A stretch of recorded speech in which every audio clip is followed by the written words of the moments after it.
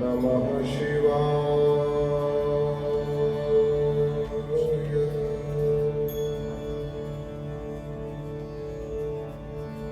स्वस्ति श्री गणेशाय नमः।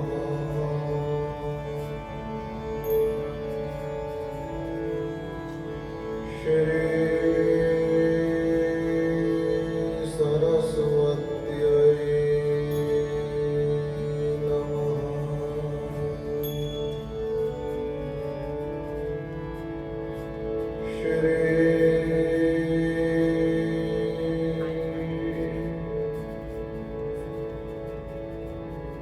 गुरुभ्यो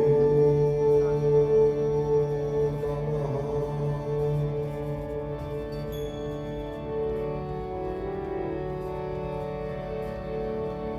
शम्भो महेश करुणामय शूलपाणे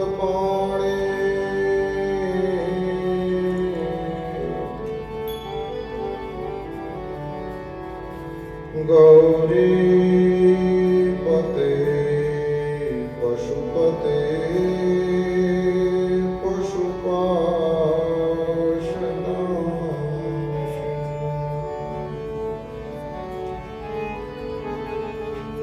काशीपते करुणया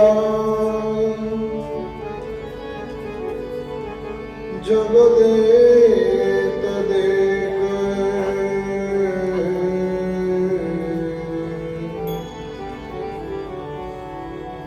त्वं हंसि पासि विदधासि महेश्वरोऽसि।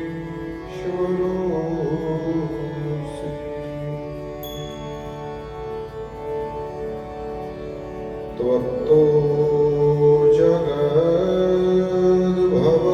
देव भवस्मरारे।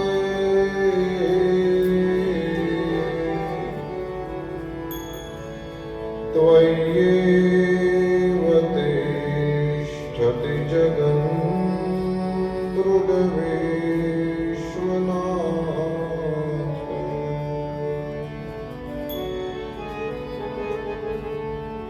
त्वय्येव गच्छति लयं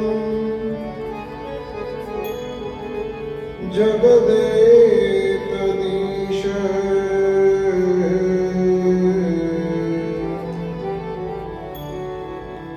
लिङ्गात्मके हर चराचर विश्वरूपिणे।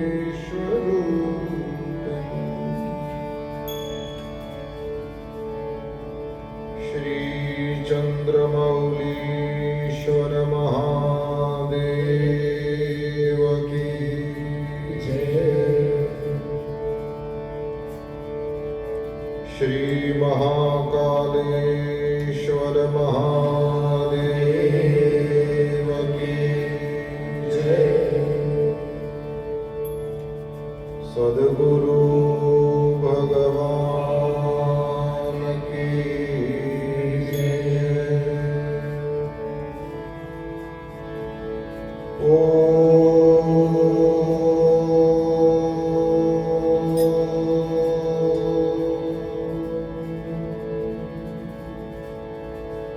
नमः पार्वती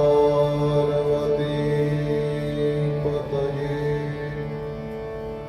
हर हर महादेव।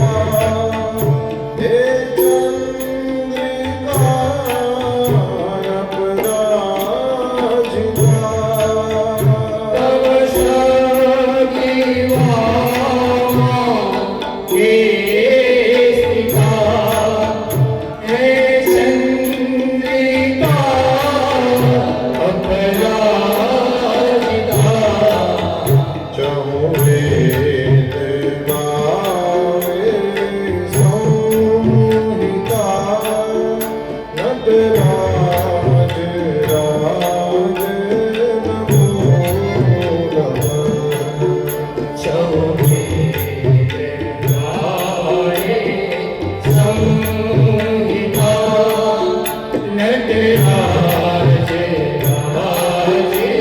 नमो नमः।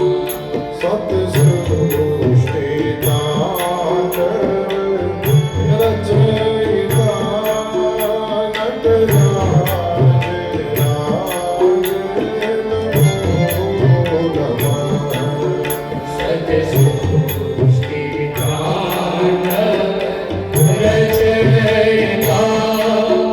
नटराज राज नमो नमः।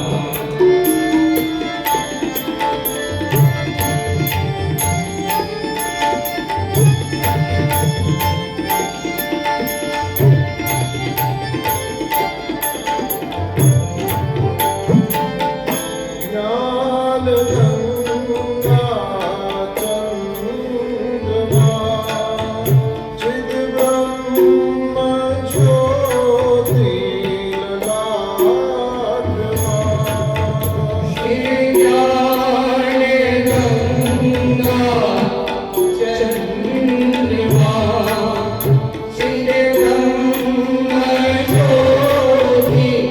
ललाटमा।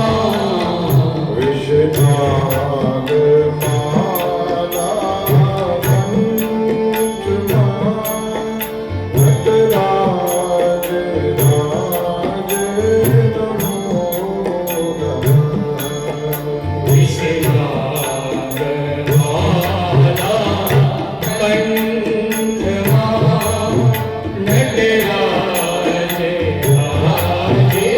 नमो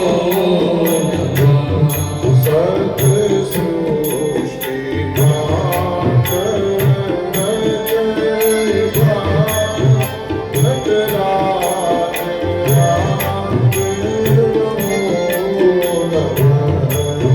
सत सृष्टि तांड रचयिता नटराज राज नमो नमः। नटराज राज नमो नमः।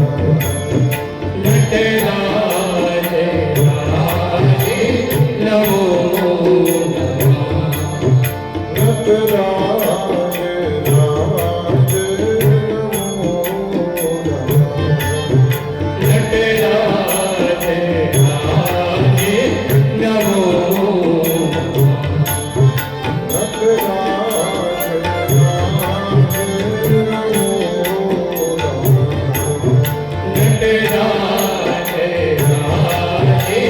नमो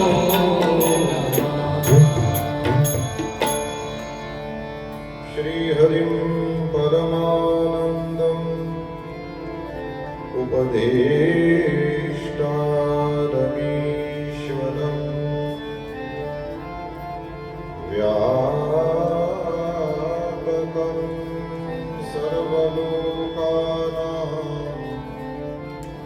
कारणं तं नमामि।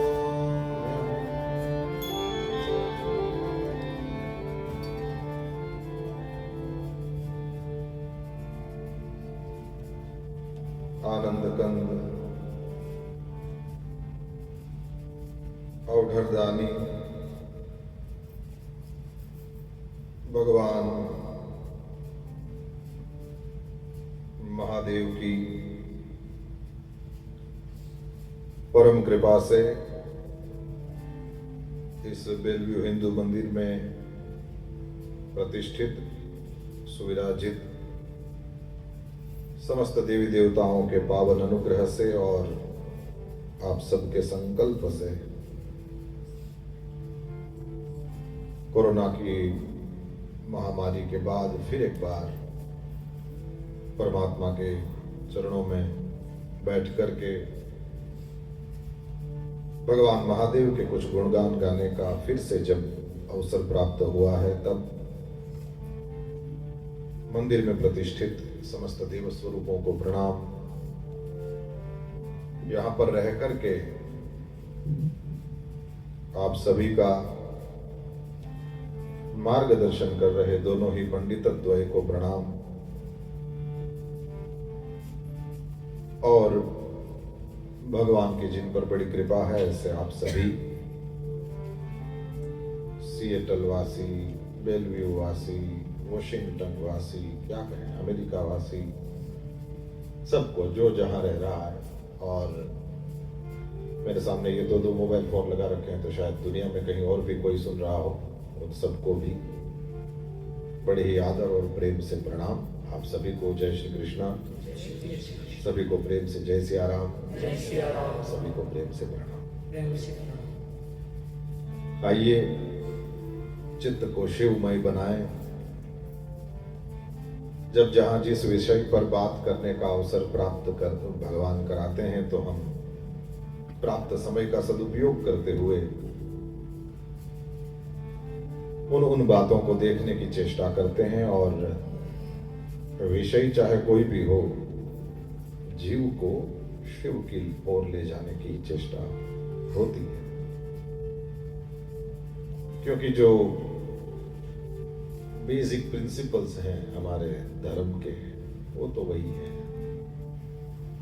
पर आपको, जैसे मैंने देखा कि प्रत्येक व्यक्ति को ये तो शौक होता है, कुछ ही लोग संसार में ऐसे हैं जो हमेशा एक जैसे ही कपड़े पहन के घूमते हैं, है ना। कुछ लोगों को ऐसा शौक है, आप उसको आप कभी भी देखो सेम सेटायर। लेकिन हम सबको अलग अलग कपड़े पहनने का अच्छा लगता है। जितना हो सके मेरे सामने आ जाएंगे तो ज्यादा अच्छा, नहीं तो मेरे को आप केवल आपको देखना है, इसके लिए मुंडी इधर करना पड़ेगा। तो कुर्सी यहाँ ले सकते हो, उसमें कोई नहीं, कुर्सी लेकर के भी यहाँ आ सकते हो, मुझे आप दिखाई दोगे। और मुझे ध्यान है, इससे पहले मैं जब यहाँ आया था, तब भी मैंने सबसे पहले शुरुआत में यही कहा कि जरा सामने आ जाओगे तो मान ले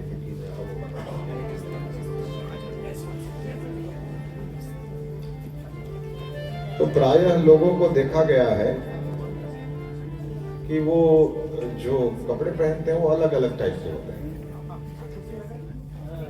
सबका अलग अलग होता है। हमेशा ही सब अलग अलग रंग के कपड़े पहनते हैं, लेकिन वो टी शर्ट निकाल करके कुर्ता डाल देगा तो कोई मिहिर भाई नहीं बदल जाएगा, वो तो वही रहेगा, ठीक है ना। कुर्ता पहन लिया तो भी वही है, कल को उसने कोई फॉर्मल ड्रेस पहन ली और वो कोट और टाई और सूट में आ गया तो भी वो उसकी माँ का तो वो बच्चा ही रहेगा।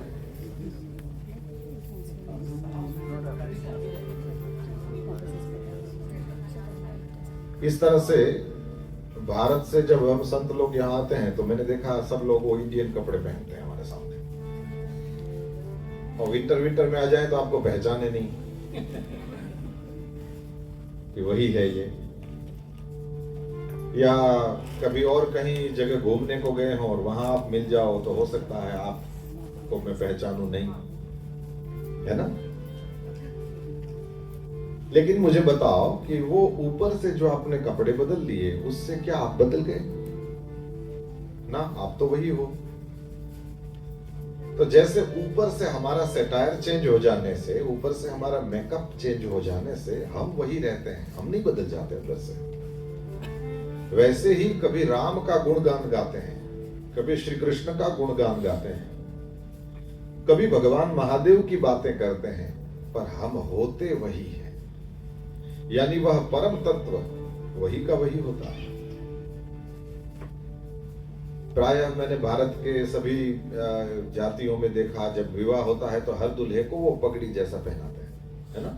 अब वो रोज नहीं पहनता, तो अपना ही भाई होगा, लेकिन पगड़ी पहन के आएगा तो आप जानो, उसको पहचानोगे नहीं क्या? नहीं, आप उसको पहचान लेते हो। बिल्कुल वैसे ही ये कभी धनुष ले लेते हैं हाथ में, कभी मुरली ले लेते हैं और कभी त्रिशूल भी उठा लेते हैं। कभी देवी माँ का रूप बन करके हमारे सामने आ जाते हैं। कई लोगों को ऐसे लगता है हिंदुइज्म में इतने सारे देवी देवता, अच्छा जो ये बोलते हैं वो किसी एक देवता का भजन नहीं करते, किसी एक का भी नहीं करते ठीक से, पर वो हमारे में बड़ी खिचड़ी कर दिया है, हमारे में बड़ी मुश्किल कर दिया, किसको भजें ऐसे बोलते हैं। किसी एक को भी भजते हो तो ठीक है, नहीं ऐसे बोलने के लिए, क्योंकि वो उसको सनातन धर्म की निंदा करने का अच्छा लगता है। किसी एक का ठीक से भजन करे उसको 33 करोड़ से कोई प्रॉब्लम नहीं है, क्योंकि उसके लिए तो उसके वही देवता हैं। तुलसी मस्तक तब नमे जब धनुष बाण लेहु हाथ, तो उनको तो कोई प्रॉब्लम नहीं है, लेकिन किसी एक का भी भजन नहीं करते, उनको 33 करोड़ बहुत ज्यादा लगता है, खुद एक का भी नहीं करते होते। तो मेरे को बताओ, गुरुदेव भगवान पूज्य भाई श्री समझाते हैं, कभी ऐसे रेस्टोरेंट में जाओ जहां पर थाई फूड भी मिलता हो, ये आपको लगे तो मैं टाई भी बोलने के लिए तैयार हूं, सबका अलग अलग रहता है, वो थाई फूड TH है तो थाई कहना चाहिए, पर ठीक है जैसे आपको अच्छा लगे। और उधर पंजाबी भी मिलता हो, उधर साउथ इंडियन भी मिलता हो, उधर गुजराती भी मिलता हो, ऐसे रेस्टोरेंट को अच्छा मानते हैं कि कंफ्यूज करने का वाला मानते हैं? क्या मानते हैं हम उसको? मल्टी जहां पर मिलते हो उसको अच्छा रेस्टोरेंट मानते हैं ना। उधर अच्छा है इधर बुरा है, पता नहीं कैसे डबल स्टैंडर्ड है लोगों के। तो मैं तो कहना खाली इतना चाहता हूं कि आखिर तो तुम पेट ही भरते हो ना। कोई थाई फूड खाएंगे तो कान भरता है, पेट नहीं भरता, ऐसा है नहीं। पंजाबी खाओगे तो भरेगा पेट ही, गुजराती खाना खाने वाले भी भरते क्या है, पेट ही। तो द डेस्टिनेशन इज सेम। इस तरह से जो देवी माँ की या कृष्ण की या राम की या शिव की या गणेश जी की या हनुमान जी की उपासना करेंगे, उनको भरना तो अपना ये जो खाली दिल है वही है। पर मुझे राम जी का स्वरूप अच्छा लगता है, मैं क्या करूं, मुझे मुरली मनोहर श्री कृष्ण में मेरी वो ट्यूनिंग नहीं होती, या शिव में मेरी ट्यूनिंग होती है, मेरी देवी माँ में नहीं होती, या गणेश जी में मेरी ट्यूनिंग होती है हनुमान जी में, या हनुमान जी में होती है गणेश जी में नहीं होती। तो ये क्या हुआ, बोले एक पूरी फैमिली खाने के लिए गई रेस्टोरेंट में, और किसी ने कहा कि मैं केवल सूप पीऊंगा, किसी ने कहा मुझे तो इडली वड़ा खाना है, और किसी ने कहा मैं तो पिज्जा खाऊंगा। ये सारे पेट ही भर रहे हैं। उल्टे फैमिली रेस्टोरेंट माना जाएगा, वो अच्छा माना जाता है जहां हर प्रकार की रसोई मिलती है। उस तरह से ये बहुत अच्छा धर्म है, जहां पर ये बहुत अच्छी जगह है, जहां पर हमको सब मिलता है। ये सब मिलना बहुत अच्छा होता है। आपका कैसा स्वभाव है, आपको क्या अच्छा लगता है, तद अनुसार इसमें से पसंद कर लो। पर एक तो कम लोग हो, और फिर एक माता जी का मंदिर बना के अलग संप्रदाय चलाओ, एक शिव मंदिर उधर बना दो, एक राम मंदिर उधर। अब एक तो 100 भी नहीं है और उसमें भी अलग अलग हो जाएंगे, होगा क्या? इसलिए एकता मंदिरों की स्थापना की गई। तुम राम को मानते हो, ये यहाँ है, यहाँ मिलेंगे तुमके, तुम यहाँ आओ। तुम्हें श्री कृष्ण पसंद है, वो भी यहाँ है, तुम यहाँ आना, तुम्हें तुम्हारा कन्हैया मिल जाएगा। नवरात्र में देवी माँ का दर्शन करना चाहते हो, यहाँ आ जाना, माँ यहाँ मिलेगी। यदि तुम गणेश जी का दर्शन, हनुमान जी का दर्शन, शिव दर्शन करना चाहते हो, साईं बाबा से मिलना चाहते हो, बालकृष्ण से मिलना चाहते हो, कम टू बेलव्यू हिंदू मंदिर। क्यों? तुम लोग मिलो, ये बड़ा जरूरी है। तुम एक जगह में मिलना, ये बड़ा जरूरी है। मूर्तियां प्रसन्न है, ये जिंदा है ना, इन लोगों को संभालना बड़ा जरूरी था। ऋषि मुनियों ने, संतों ने जो विचार किया, वो हम लोगों को मिलाने का विचार किया है कि ये मिले ही हुए हैं, है ना। ये तो किसी ने वो धनुष ले लिया, किसी ने मुरली ले लिया, इन लोगों को मिलाना बड़ा जरूरी है। नहीं तो भगवान जो जोड़ने वाला होना चाहिए था, वही भगवान हमको अलग करने वाला बन जाता। धर्म का काम जोड़ना है, धर्म का काम तोड़ना नहीं है। इसलिए मुझे कोई बता सकता है, इससे पहले आए थे तो हनुमान जी का गुणगान गा रहे थे, अभी तुमने महाकाल को लगा दिया। नहीं, वो वही है, कभी मुरली ले लेता है, कभी ये तो कभी आऊंगा तो मुरली की बातें करूंगा, कभी आऊंगा तो धनुष की बातें करूंगा, लेकिन आऊंगा इधर ही, जगह यही रहेगी। हम लोगों को मिलना होगा तो हम इस स्थान पर मिलेंगे, यही सनातन धर्म है। और ऐसे इस महान सनातन धर्म में कई संत महात्मा हुए, जिन्होंने हम लोगों को बहुत सारी बातें, ऐसे ऐसे जीवन के सिद्धांत समझाए कि जिससे हमारा जीवन स्वस्थ रहे, प्रसन्न रहे। क्योंकि आपने देखा, व्यक्ति सुविधाएं तो जुटा लेते हैं, लेकिन उसके पास सुख नहीं होता कभी कभी। और किसी को ये लगे कि साधन ज्यादा हो उससे सुख भी बढ़ता है, तो वो कुछ और सोच रहा है। साधन का मतलब सुख नहीं होता, सुख बिना साधन के भी हो सकता है। ये हम सब लोगों की ऊपर की पीढ़ी वाले लोगों को ही पूछ लो, वो कहेंगे अफ्रीका में थे और वहां इंडिया में थे और पता नहीं कहां कहां थे, और इतना पैसा नहीं था लेकिन साथ बैठ के खाना खाते थे। कोई त्योहार ऐसा नहीं होता था जब बुआ के लड़के नहीं आए हो, मामा के यहाँ से नहीं आए हो। कोई वेकेशन ऐसा नहीं जाता था जब मामा के घर जाने को नहीं मिला हो। आदि आदि बातें लोग आज भी याद करते हैं। पैसा तो नहीं था लेकिन वो दिन अच्छे थे, ऐसा कहते हैं। क्यों कहते हैं भाई? बोले उसमें सुख था। एंड अल्टीमेट हम जो खोजते हैं वो सुख ही है प्रभु। हम सुख की ही खोज में अमेज़न तक चले आए, सुख की ही खोज में हम लोग गूगल तक चले आए, फेसबुक तक चले आए, नहीं इसी की खोज में आए हैं। और फिर जैसे ही पता चला, ये भला आदमी मेरे को कह रहा था बहुत वहां टेंशन मिलने लगा, तब एकदम तो कंट्रोल जेड नहीं हो सकता कि वापस चले जाएं उधर थे, फिर वो छोटी सी दुकान से कर लें और वहां स्टेशनरी बेचेंगे, जो भी मिलेगा वो रोटी पानी पा लेंगे ना। ये इतना ज्यादा तो फर्क नहीं कर सकते, तो क्या करें? बोले जितना हमसे उठ सकता है उतना टेंशन लें, लेकिन बाकी जीवन को पसंद करें। और ये बहुत बहुत बड़ी जरूरत है प्रभु। जब भी जरूरत हो, इधर पैसा है इधर आनंद है, आनंद को पसंद करो। हाँ जी। और कितना ही कर लो, वस्तुओं से सुख नहीं मिलेगा। चाहे छोटा सा बच्चा भी आपके पास क्यों ना बैठा हो, किसी व्यक्ति से सुख मिलेगा। हाँ जी। ये माइक है, इसको देख के आप कितनी देर बैठ सकते हो? मैं हट जाऊं, केवल इसको देखना। वो लाइव में बैठे हैं, उनको भी पूछो कि केवल इतना रखा है, महाकाल की तस्वीर रहेगी, यहाँ बोलने वाला कोई नहीं, माइक पड़ा है, कितनी देर के लिए वो लाइव देख सकते हैं। नहीं तो ये थोड़ी मना करेगा कि लाइव नहीं करेंगे, कोई बोलेगा तब करेंगे, ऐसा होता है इसमें ना। लाइव तो आप कभी भी कर लो। कितनी देर बैठ सकते हो इस माइक्रोफोन को देखकर? अच्छा, इस फूल को देखो तो हो सकता है शायद आधा घंटा तो तुम बैठ सकते हो, क्योंकि ये लाइव है, इससे अच्छा है। और कोई भला आदमी मिल जाए तो पूरे जीवन उसके साथ बैठ सकते हैं, क्योंकि वो इससे भी ज्यादा लाइव है। जितना लाइव होता है उसके साथ बैठ सकते हो। देखा आपने, लड़ने के लिए लेकिन आदमी चाहिए, चाहे लड़ने के लिए लेकिन आदमी चाहिए। ये जीवन का बहुत अच्छा संदेश था जो हमको ऋषि महर्षियों ने दिया। इसलिए लोगों को मैंने देखा, महिलाओं को ये ज्यादा समझ में आता है। परिस्थिति कैसे भी हो, वो लेट गो में ही उनका मंत्र होता है। ये लेट इट गो नहीं, वो कुत्ते को आप बोलते हो वो क्या शेक इट गो नहीं, ये जीवन का मंत्र है प्रभु।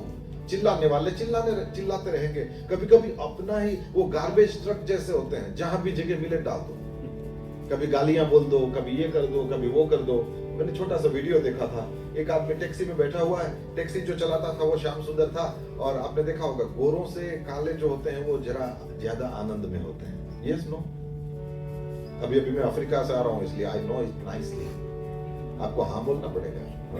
गोरों से काले ज्यादा आनंद में होते हैं। हाँ जी।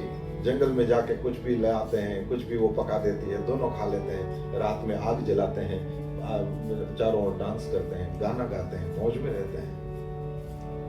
आए पानी न टब में पीड़िया हुई, पण आनंद में हुई ना।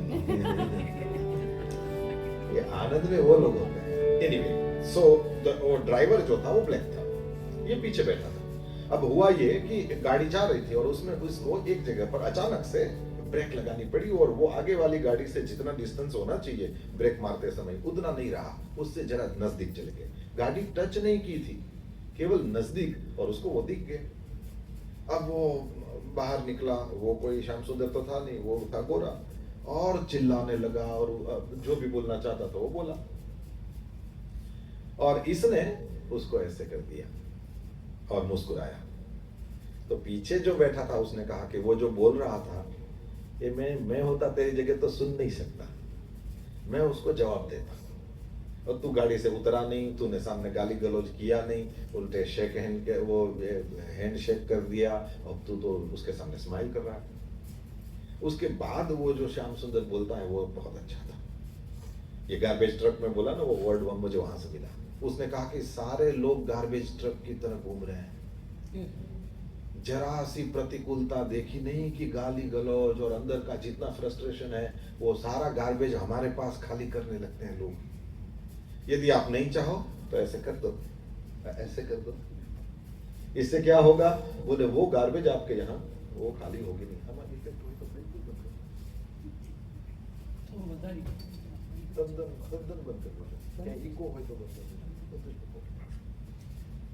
सारे यहाँ आते हैं और गार्बेज हमारे पास खाली करना चाहते हैं। क्या करो? Let it go. क्यों? यदि ये नहीं करोगे तो फिर तुम्हारे पास सब आकर के कचरा इकट्ठा करना। अब एक छोटी सी जगह है, यहाँ सब लोग आकर के कचरा इकट्ठा करें। कचरे में आप ये अमेरिका वाले नहीं समझते, कचरे देखना है तो हमारे पास सब लोग आकर के कचरा ज्यादा से ज्यादा यहाँ डालना शुरू कर देंगे। इस जगह की हालत क्या होगी? ये जगह की जो बाहर की हालत होती है ना, यही हमारी अंदर की भी हो जाती है कभी कभी। क्यों? बोले न्यूज चैनल देखो, वहां भी गार्बेज, और कोई चैनल निकालो वहां भी गार्बेज, इंटरनेट का कोई यूज करो उधर भी गार्बेज ही मिलेगा। बहुत कम। हाँ जी, ये गोल्ड स्मिथ होते हैं ना, सुनारों की दुकानों के पास में भारत में यदि आपने देखे हो तो वहां लोग होते हैं जो धूल को इकट्ठा करते हैं, रज को, और उसको धोते हैं। ऐसी आशा रखते हैं कि उसमें से कहीं से छोटा सा सोना मिल गया तो मेरा महीना निकल जाएगा। ऐसे लोग मैंने देखे हैं अपने। तो ये जो जितना हमारे आसपास हमको सुख सुविधा के साधन दिखते हैं ना, उसमें वो धूल ही इकट्ठी कर रहे हैं। उसमें सोना तो मिले तो मिले, हमको लगता है कि सुविधा है, ये हर सुविधा में सुख नहीं भरा है। ऋषि महर्षियों ने कहा किसी लायु के पास बैठो, उस लायु के पास बैठोगे तो मिलेगा क्या? बोले वहां एक्चुअल सुख मिलेगा जिसको तुम खोज रहे हो, वहां तुम्हें एक्चुअल शांति मिलेगी जिसको तुम खोज रहे हो। और आखिर सारे के सारे हम जो दौड़ रहे हैं ना, अब ये राम जी तो बड़े भाग्यशाली थे कि एक हिरन था और उसके पीछे दौड़ रहे थे, है ना।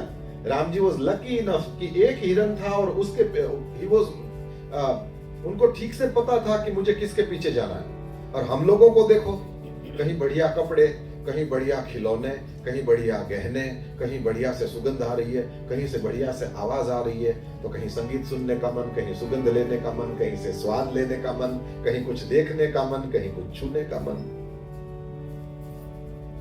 और अपनी दशा ऐसी है कि किस हिरन के पीछे भागे भाई, सारे के सारे भाग रहे हैं और हमको पुकार रहे हैं कि देखो सोने का हिरन हूं मैं, इस गाने को सुन लो, इस मिठाई को खा लो, इस रूप को देख लो और इस जगह पर टच कर लो। और ये है, राम जी को तो फिक्स था कि इसी हिरन के पीछे जाना है। हम लोग मर रहे हैं क्योंकि थोड़ी देर इस हिरन के पीछे भाग, थोड़ी देर इसके पीछे, थोड़ी देर इसके पीछे, और एकदम टेंस।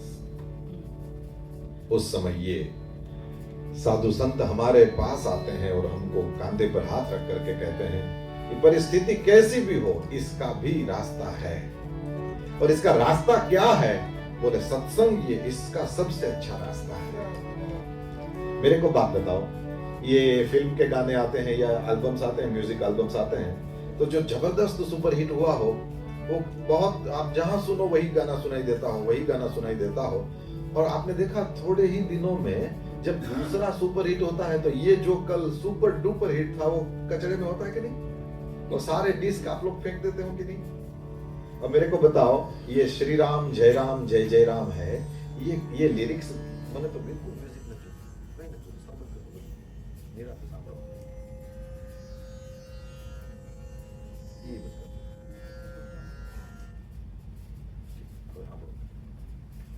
मेरे को बताओ, ये जो सुपर डुपर हिट होते हैं वो भी कचरे में चले जाते हैं। ये श्री राम जय राम इतना ही है, देखो इतना ही है। आज भी क्यों बोलते हैं और बोर क्यों नहीं होते हो? इससे ज्यादा कुछ नहीं है, केवल श्री राम जय राम ये एंड हो गया, इतना ही है। आपको कितना भी बढ़िया पसंद हो, ऐसे किसी गाने की कोई एक लाइन मन में डाल दो जो आपके दिल के बड़ा करीब हो, भजन भी हो तो कोई प्रॉब्लम नहीं है, कोई एक मन में एक लाइन मन में डाल दो, उसको रिपीटेडली लिटरली आप सुन सको, ऐसे बोलो। ये एक एक्सपेरिमेंट है, आप सुन सको इस तरह से, क्योंकि आपके दिल के बड़ा करीब है तो बार बार गाओगे ना। तो बार बार गाते रहोगे, बार बार गाते रहोगे, बार बार कितनी देर गा सकते हो? लिटरली उसको लिखो कि भाई मैं 15 बार गाया, उसके बाद मुझे लगा बहुत हो गया यार, या 50 बार मैंने बोला, उसके बाद मुझे लगा बस हो गया। और आपको पता है भारत में श्री राम जय जय राम के अखंड कीर्तन चलते हैं और सालों से चल रहे हैं, और कितने रागों में बोलते हैं, लेकिन श्री राम जय जय राम के अलावा एक लेटर भी बोलने की छूट नहीं है, वर्ड नहीं, एक लेटर भी नहीं डाल सकता। ओम श्री राम जय राम भी नहीं कर सकते, या श्री राम जय जय राम राम भी नहीं कर सकते। श्री राम जय जय राम एंड दैट्स इट। और बोर नहीं होते। There must be something. ये श्री कृष्ण गोविंद हरे मुरारे, ये लिखा किसने है प्रभु? अभी भी क्यों इसके ऊपर दूसरा सुपर डुपर हिट क्यों नहीं आ रहा है? क्यों हम इसको गार्बेज में नहीं डाल रहे? ये जय जय जय हनुमान गोसाई कृपा करहु गुरुदेव की नाई, आज यहाँ इतनी दूर, कहाँ भारत और कहाँ ये नक्शे में देखो, फिर भी यहाँ भी आपको भी ये आपके हार्ट को टच करता है। There must be something. अब एक बात है कि हम लोग अच्छे से समझें कि ये मैंगोज हैं वो कहाँ के हैं और किस सीजन में पकते हैं, कैसे खाते हैं, एटसेट्रा। और एक चीज है, चाकू ले लो, काटो, खाओ। अब दोनों चीज, कुछ तो ऐसे हैं जो इसके ऊपर चर्चा करते रहते हैं, और कुछ हैं जो इसको खा लेते हैं। मजा किसको आता है? So we are smart enough, इसलिए श्री राम जय जय राम के बारे में हमको ज्ञान मिल गया जितना मिलना था। अब तो हम इस पर चले। यही है सत का संग। सत और असत ऐसे दो वर्ड्स हैं। असत उसको कहते हैं जो कभी नहीं रहेगा। तो हमारे आसपास जितनी वस्तु, व्यक्ति, ये मकान, ये मूर्तियां, ये माइक्रोफोन, बुक, श्याम भाई सब देख लो, क्या ये हमेशा से है? नहीं। क्या ये हमेशा रहेगा? तो जितना भी ये हमेशा से नहीं, हमेशा नहीं रहेगा, ये सब असत। इसका सदुपयोग करो, इसमें चिपकना नहीं। यदि चिपके तो मरे। इसका सदुपयोग करो। जैसे मुझे ये कितना ही अच्छा लगता, मुझे बिल्कुल अच्छा नहीं कह रहा हूं, यदि मुझे बहुत अच्छा लगता हो तो भी जैसे प्रवचन पूरा होगा तो उसके बाद में फिर मुझे इसको छोड़ देना है। खाना खाने के टाइम थाली हाथ में ले लो, फिर उसको छोड़ दो, ठीक है ना? यदि उसको एकदम हाथ में लेके ही घूमते रहोगे दिन भर, तो तुमको कोई अच्छा कहेगा कि मूर्ख कहेगा? मूर्ख बोलेगा ना। इसी तरह से ये जितना संसार है आपके आसपास में, इसका सदुपयोग करो। ये कभी नहीं था, इसलिए कभी ऐसा दिन जरूर आएगा जब ये कुछ नहीं होगा, इंक्लूडिंग ये मंदिर वंदिर सब। ये क्योंकि हमने बनाया है, इसलिए इसको तो वैसे ज्यादा दिन ये तो रहने वाला नहीं है, ऐसे मैंने सुना है, ठीक है ना? जगह शायद रह सकती है, लेकिन ये ज्यादा दिन वैसा ही नहीं रहेगा। इसका कुछ बढ़िया वाला नया सा स्वरूप सामने आ सकता है। ये तो हर आपके घर में भी यही होता है ना, आप कलर कराते हो, उसका अंदर से इंटीरियर चेंज करते हो, है ना? ऐसा ऐसा करते रहो, तो ये हमेशा एक जैसा नहीं है। तो जो भी हमेशा एक जैसा नहीं रहता, वो सब असत है। उसका क्या करना? बोले उसका सदुपयोग करो, उसमें चिपकना नहीं। अच्छा, तो जो हमेशा रहेगा उसको कहते हैं सत। उसका संग माने कंपनी, उसके पास बैठना इज सत्संग। सिंपल। ये कोई बढ़िया सा गाना हो सकता है, ये बढ़िया सी बुक हो सकती है, ये बढ़िया सी भगवान की मूर्ति हो सकती है, ये कोई मंत्र हो सकता है, ये यज्ञ हो सकता है, ये कोई तीर्थ हो सकता है, ये हमारे गुरुदेव हो सकते हैं। आपको कहां सत्य दिखता है? देखो, व्यक्ति का शरीर भी न रहे तो कोई फर्क नहीं, लेकिन उसके विचार रहे, तदनुसार प्रवृत्ति होती रहे, तो समझ लो ये जिंदा है। आपको पता है, ये तिरुपति भगवान जिसके इष्ट देव हैं, ऐसा एक संप्रदाय चलता है भारत में, और उसको कहते हैं रामानुज संप्रदाय। सुना है ना आपने? ये रामानुज भगवान 1000 वर्ष पहले थे। कितने वर्ष पहले? 1000 वर्ष पहले। अब उन्होंने जो बुक्स दिए, उन्होंने जो प्रीच किया हमको, उन्होंने जो पूजा की पद्धति समझाया, कितना शास्त्रीय रहा होगा कि 1000 साल बाद भी, और दुनिया में हर जगह आप देखेंगे साउथ इंडियन मंदिर स्थित हैं, 1000 वर्ष बाद हमको हमारे 5वीं पीढ़ी के दादा का नाम पता नहीं है, या उनकी कही हुई किसी बात पर हम अमल नहीं करते। करते हैं? देखो, और 1000 वर्ष बाद भी रामानुज संप्रदाय चल रहा है, और स्वामी श्री शंकराचार्य जी को तो और ज्यादा, उनसे डबल से भी ज्यादा टाइम हुआ है। कोई कहते हैं 2500 साल हो गए। 2500 साल बाद भी आज आप शंकराचार्य को जानते हो। ये है, ये क्या हुआ? बोले इसको बोलेंगे सत। ये जो रहेगा उसको कहेंगे सत, उसी का संग करो, यही है सत्संग। कितने ही बेस्ट सेलर बुक क्यों ना हो, पता नहीं कहां कचरे में पड़े होते हैं, रामचरितमानस आज भी जिंदा है। नहीं तो 550 साल प्रभु किसको कहते हैं इसको? 550 साल हो गए गोस्वामी जी को, जिन्होंने ये जय हनुमान ज्ञान गुण सागर आज भी हम पढ़ते हैं। तो क्यों इन ग्रंथों को देखना? मैं तो आपके सामने बस यही बात समझाना चाहता हूं। हम इन ग्रंथों को इसलिए देखते हैं कि वहां कुछ सत है। सत नहीं होता तो हम इसको बार बार नहीं देखते। फिर हम क्या करते हैं? बोले कभी इसी ग्रंथ से सुंदरकांड देख लेते हैं तो हनुमान जी की बातें सुनते हैं, कभी इसी ग्रंथ से हमको राम जी की बातें सुनने को मिलती है, कभी इसी ग्रंथ से हमको भगवान महादेव की बात सुनने को मिलती है। अच्छा, बार बार बोलते हैं पंडितों की जात पूरी की पूरी इसमें समा गई, फिर भी ये ग्रंथ अभी बोल दिए गए हैं पूरे, ऐसा कोई नहीं कह सकता। सारी बातें कह दी, ऐसा कोई नहीं कह सकता। सारी बातें सुन ली, ऐसा आप भी नहीं कह सकते। जितना मैं समझता हूं वो सब कह नहीं सकता, और जितना मैं कहता हूं ना, आई एम परफेक्टली अवेयर कि वो सब आप सुन नहीं रहे होते हैं। हाँ, हम शरीर से यहाँ होते हैं, 100% मन से होते हैं, ऐसा जरूरी वक्ता को इस भ्रम में नहीं रहना चाहिए। तो जितना मैं समझता हूं सब नहीं कह सकता, ठीक है ना? जो कहता हूं सब तुम नहीं सुन सकते। जितना सुनते हो सब समझ में नहीं आता, और जितना समझ में आता है ना, उसमें से बहुत कम हम अपने जीवन में आचरण करते हैं। इसलिए इसको बार बार कहना, सुनना। सबसे पहले तो जो बोलता है उसको अच्छे से समझना, सुनना और तदनुसार करना। ये मेटल डिटेक्टर देखे हैं आपने? एयरपोर्ट्स में वगैरह जगह होते हैं। ऐसा यदि पाप पुण्य का एक डिटेक्ट वाला करके मंदिर के द्वार पर लगा दिया जाए, कितने लोग अंदर आएंगे? कितना बड़ा हॉल चाहिए होगा फिर। और सबसे बड़ी बात तो शुक्ला जी, पहले तो वक्ता को ही उसमें से पास करना चाहिए कि तेरे को तो ऊपर बिठाना है। क्या लगता है ना? तेरे को तो माइक देना है, अभी पहले तू निकल, पता तो चले कि ये इसके लिए लायक भी है कि नहीं है। ये हंसा नहीं रहा हूं, वास्तव में ये रोने वाली बात है। पर मैं कह इसलिए रहा हूं कि देखो प्रभु की करुणा, हम कैसे भी हों, आपकी इच्छा नहीं हो वो आपके घर में आ सकता है।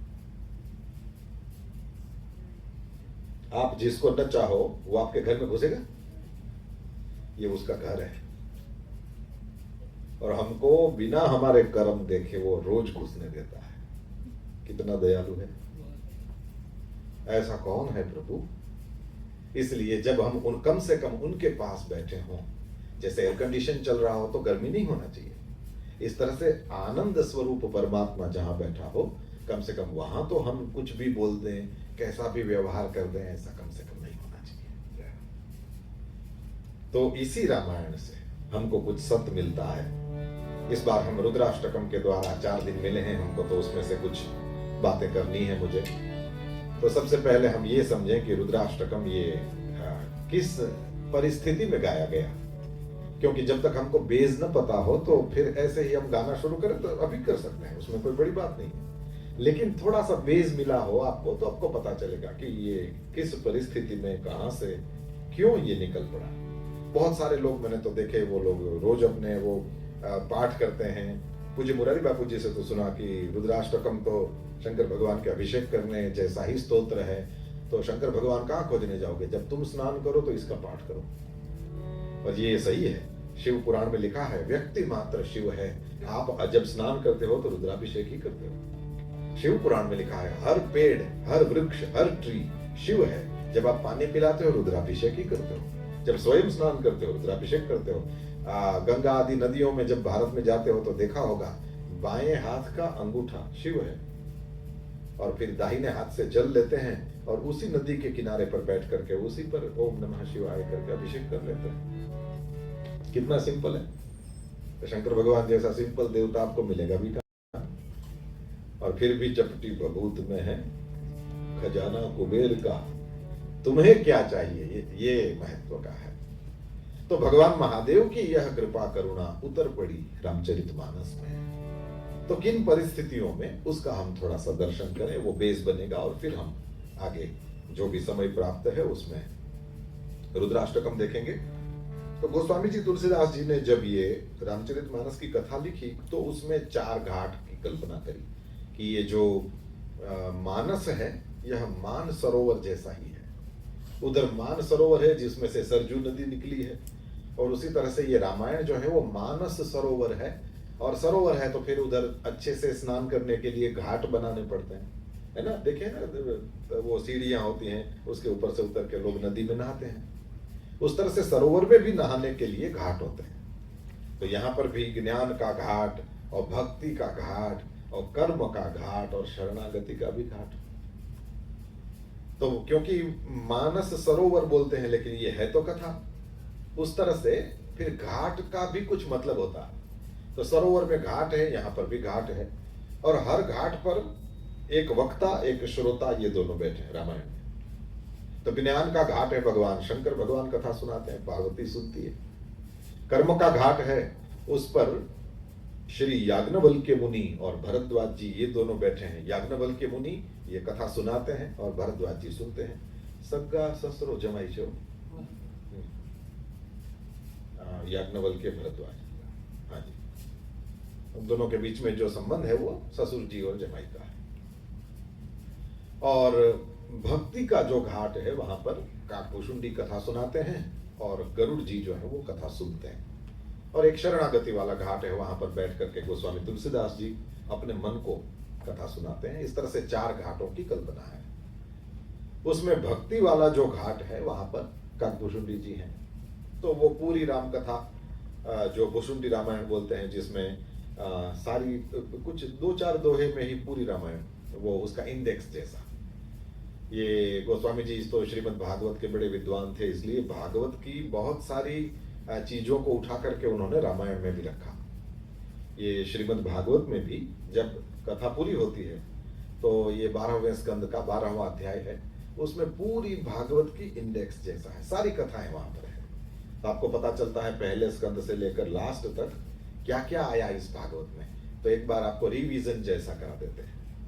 वैसा ही रामचरितमानस में भी उन्होंने रखा, तो उसको भुषुंडी रामायण, असल में तो भुषुंडी जी ने गरुड़ जी को क्या सुनाया उसमें वो सारी बातें करके उन्होंने ले लिया। अब इतना बढ़िया रामचरितमानस सुना तो गरुड़ जी ने पूछा किनको, भुषुंडी जी को, कि महाराज और सब तो ठीक है, देखिए हम गरुड़ हैं और कोई तो मोर है, कोई तो शुक तोता है, और आप कौआ हो। तो इस जमाने में भी कौवे को अच्छा तो नहीं मानते, है ना। केवल श्राद्ध के दिनों में हम खोजते हैं कौवा मिल जाए बहुत अच्छा, इसके अलावा हमको कोई कौवे का काम नहीं। और दूसरा, यदि कभी हमारे घर के सामने बैठा हो और फिर बोल दे तो क्या कहती हैं महिलाएं, मेहमान आने वाले हैं, बस इतना यूज है इसका। तो मैं आ रहा था मुंबई के एयरपोर्ट पर, तो वहां बैठकर कौवा, मैंने कहा तेरे तो मेहमान 24 घंटे आते ही रहते हैं, यहाँ बैठ के क्या बोल रहा है। उधर ऐसे देखा मैंने कहा वाह तू यहाँ बैठ के बोलेगा, लेकिन क्या कहें, शगुन का भी एक शास्त्र है, और उसमें कभी भी कहीं भी बैठ के कौवा बोले मेहमान, ऐसा नहीं है। दिन के किस भाग में किस दिशा में आदि आदि है, पर वो आपके काम का नहीं है, केवल मैंने इशारा कर दिया, पर ऐसा बोलते हैं। लेकिन कौवा, इसको हम अच्छा पक्षी, पक्षी चंडाला, रामचरितमानस में ही लिखा। कैसा पक्षी है वो, चांडाल पक्षी मानते हैं। तो इसका मतलब इसमें अच्छे पक्षी भी हैं और बुरे वाले भी। पशुओं में भी ऐसा है, मनुष्यों में तो है ही। तो सपदी हो पक्षी चंडाला, ये कहा गया। तो प्रश्न ये हुआ कि ये गरुड़ जी ने कहा कि महाराज ये शरीर कहाँ मिला, और मेरे को ये बताइए कि आपको ये शरीर इतना प्यारा क्यों है कि आप इस शरीर को छोड़ते नहीं हो। तो काकभूषुंडी ने मैं कौवा कैसे बना उसका पूरा पीछे का वो सारा बताया, और उसमें उन्होंने कहा कि कभी मैं किसी गांव में रहता था, वहां पर बड़ा अकाल पड़ा, न वर्षा हुई न अनाज पका, और सारे भूख के कारण मरने लगे। तो उस समय भी मैं अपना गांव और वो सब छोड़ करके, कलयुग था कोई, उस समय मैं अपना गांव छोड़ करके उज्जैन चला गया। उज्जैन जहां महाकालेश्वर भगवान का मंदिर है।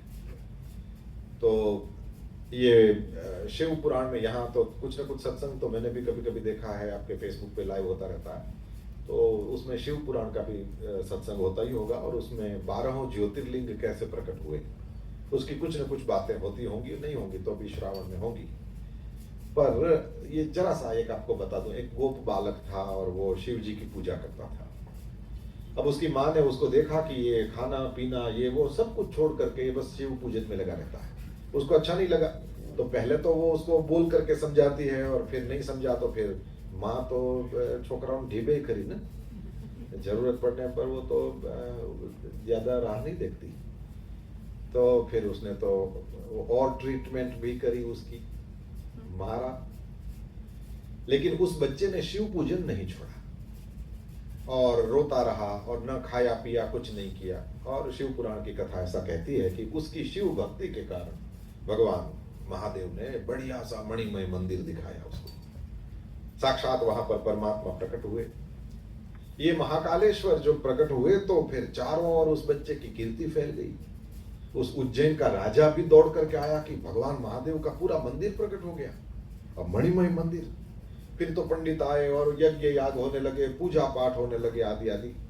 और ये लॉन्ग स्टोरी शॉर्ट, उस शिव पुराण में वहां पर लिखा है कि उस समय वहां हनुमान जी भी प्रकट हुए, और हनुमान जी ने प्रकट होकर के कहा कि ये जो गोप बालक है इसके कुछ 10वीं या 11वीं पीढ़ी में नंद करके गोप होंगे, उन नंद गोप के यहाँ जो बच्चा पैदा होगा वो साक्षात श्री कृष्ण होंगे।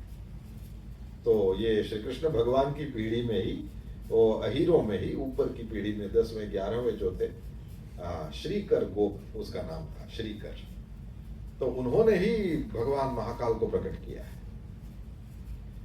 ऐसा भगवान महाकाल का महात्म्य। उज्जैन आज भी बड़ा प्रसिद्ध है, जो 4 जगह पर कुंभ मेला लगता है उसमें एक उज्जैन है ना, प्रयाग में लगता है, फिर हरिद्वार में लगता है, ठीक, तीसरा नासिक में लगता है, और चौथा उज्जैन। तो ये उज्जैन में लगता है। आप शायद जानते ही होंगे, संस्कृत साहित्य में जिसका बहुत बड़ा नाम है कालिदास, वो उज्जैन के थे। और भी बड़े बड़े वहां पर लोग हुए, पर ये बड़ी प्रसिद्ध विभूतियां और भी होंगे। तो ये उज्जैन चले आए, कौन? काकभूषुंडी। अब उन्होंने कहा कि वहां पर एक शिव मंदिर था। तो उस उज्जैन में एक थोड़ा सा समय व्यतीत हुआ और कुछ संपत्ति पाकर के मैं फिर वहां भगवान शंकर की आराधना करने लगा। और विप्र एक वैदिक शिव पूजा, एक ब्राह्मण थे, वैदिक विधि से सदा शिव जी की पूजा करते, और परम साधु थे, परमार्थ को जानने वाले थे, भगवान महादेव के उपासक थे। और कहते हैं कि मैं कपट पूर्वक उनकी सेवा करता रहता था। ब्राह्मण कैसे थे? बोले द्विज दयाल अति नीति निकेता। ब्राह्मण बड़े दयालु थे, नीति के घर थे। बाहर से मुझे नम्र देखा तो पुत्र की भांति मेरे को पढ़ाते थे। और एक दिन प्रसन्न होकर के उन ब्राह्मण देवता ने मुझे क्या दिया? बोले शिव मंत्र दिया। ये गुरु जब कृपा करें और मंत्र की प्राप्ति हो तो ये शिष्य के लिए परम भाग्य की बात है। तो क्या किया कि भगवान महादेव का मंत्र मिला, और काकभूषुंडी जी कहते हैं कि शिव मंत्र को और फिर प्राप्त किया मैंने, और मुझे कई प्रकार के शुभ उपदेश भी दिए। और उसके बाद में मंत्र मिल गया तो उसके बाद में फिर जपो मंत्र शिव मंदिर जाई, भगवान महादेव के उस मंदिर में चला जाता और उस वहां बैठ करके उस मंत्र का जप करता था। और मैं योग्य नहीं था और मुझे ये सब प्राप्त हो गया, इसलिए हृदय दंभ और अहम इति अधिकाई, मेरा दंभ बढ़ गया और मेरे अहंकार, मैं कुछ हूं, ये बढ़ने लगा। ये प्रभु बहुत ध्यान रखना, ये भक्ति मत करना यदि दंभ बढ़ना। व्यासपीठ से कोई ऐसे बोलेगा भक्ति मत करना, लेकिन भक्ति मत करना यदि दंभ बढ़ना हो, क्योंकि बहुत बाधक। ये भक्ति की सुगंध हमारे जीवन में फैलने नहीं देता दंभ। दंभ किसको बोलते हैं? सीधी सादी बात, आप मुझे देख रहे हो और मैं हनुमान चालीसा बोलूं और मुझे कोई नहीं देख रहा हो मेरे घर में, और ऐसे ही नहा करके धोती भी नहीं पहनना और ऐसे ही तौलिया लपेट के मैं बैठा हूं जय हनुमान ज्ञान गुण सागर, ये वो मैं ओरिजिनल हूं। और आप मुझे देख रहे हैं तो मैं शाल को भी खंबे से, वो अपने कांधे से गिरने नहीं देता, लाइव जा रहा है, ये दंभ हो जाता है। समझे ना? तो जो भी हमारी नेचुरलिटी को हटा देता है ये सब दंभ है। यदि भक्ति का फल नहीं चाहिए तो दंभ करो, सीधी सी बात है। इसलिए मत करना भक्ति ऐसी जो हमको दंभ में डाल दे, और करो तो बहुत ख्याल करना इसमें जरा सी भक्ति क्यों न हो, लेकिन हम दंभ न करें। जो हम नहीं है उसको दिखाने की कोशिश दंभ, हिपोक्रेसी बोलते हैं। वो जो हम नहीं है वो हम दिखाएं। अब ज्यादा किसी को भक्ति दिखाने की क्या जरूरत है? ये छुपाने की चीज, ये छपाने की चीज नहीं। अब इसको समझ, देखो अध्यात्म का कोई भी सवाल समझ में ना आए ना, उसको संसार में उतार के देखो। भक्ति क्या है? प्रेम। एक लड़का एक लड़की से प्रेम करता है, क्या सबको दिखाता फिरता है कि किसी को नहीं पता चले उस तरह से रखता है? ये संबंध जो है उसको छुपाते हैं ना। तो सांसारिक संबंध जिसमें कभी कभी वासना होती है उसको भी हम छिपाते हैं। तो ये तो अति दिव्य संबंध है, इसको तो खास छिपाना चाहिए। ये ऐसे ही बात आ गई तो आपको बता दूं, श्रीमद् भागवत में ऐसा लिखा है, भगवान का किसी को भी कुछ भी अनुभव हो तो उसको छिपाने वाले का अनुभव बढ़ेगा और किसी को बताने वाले का अनुभव बंद हो जाएगा।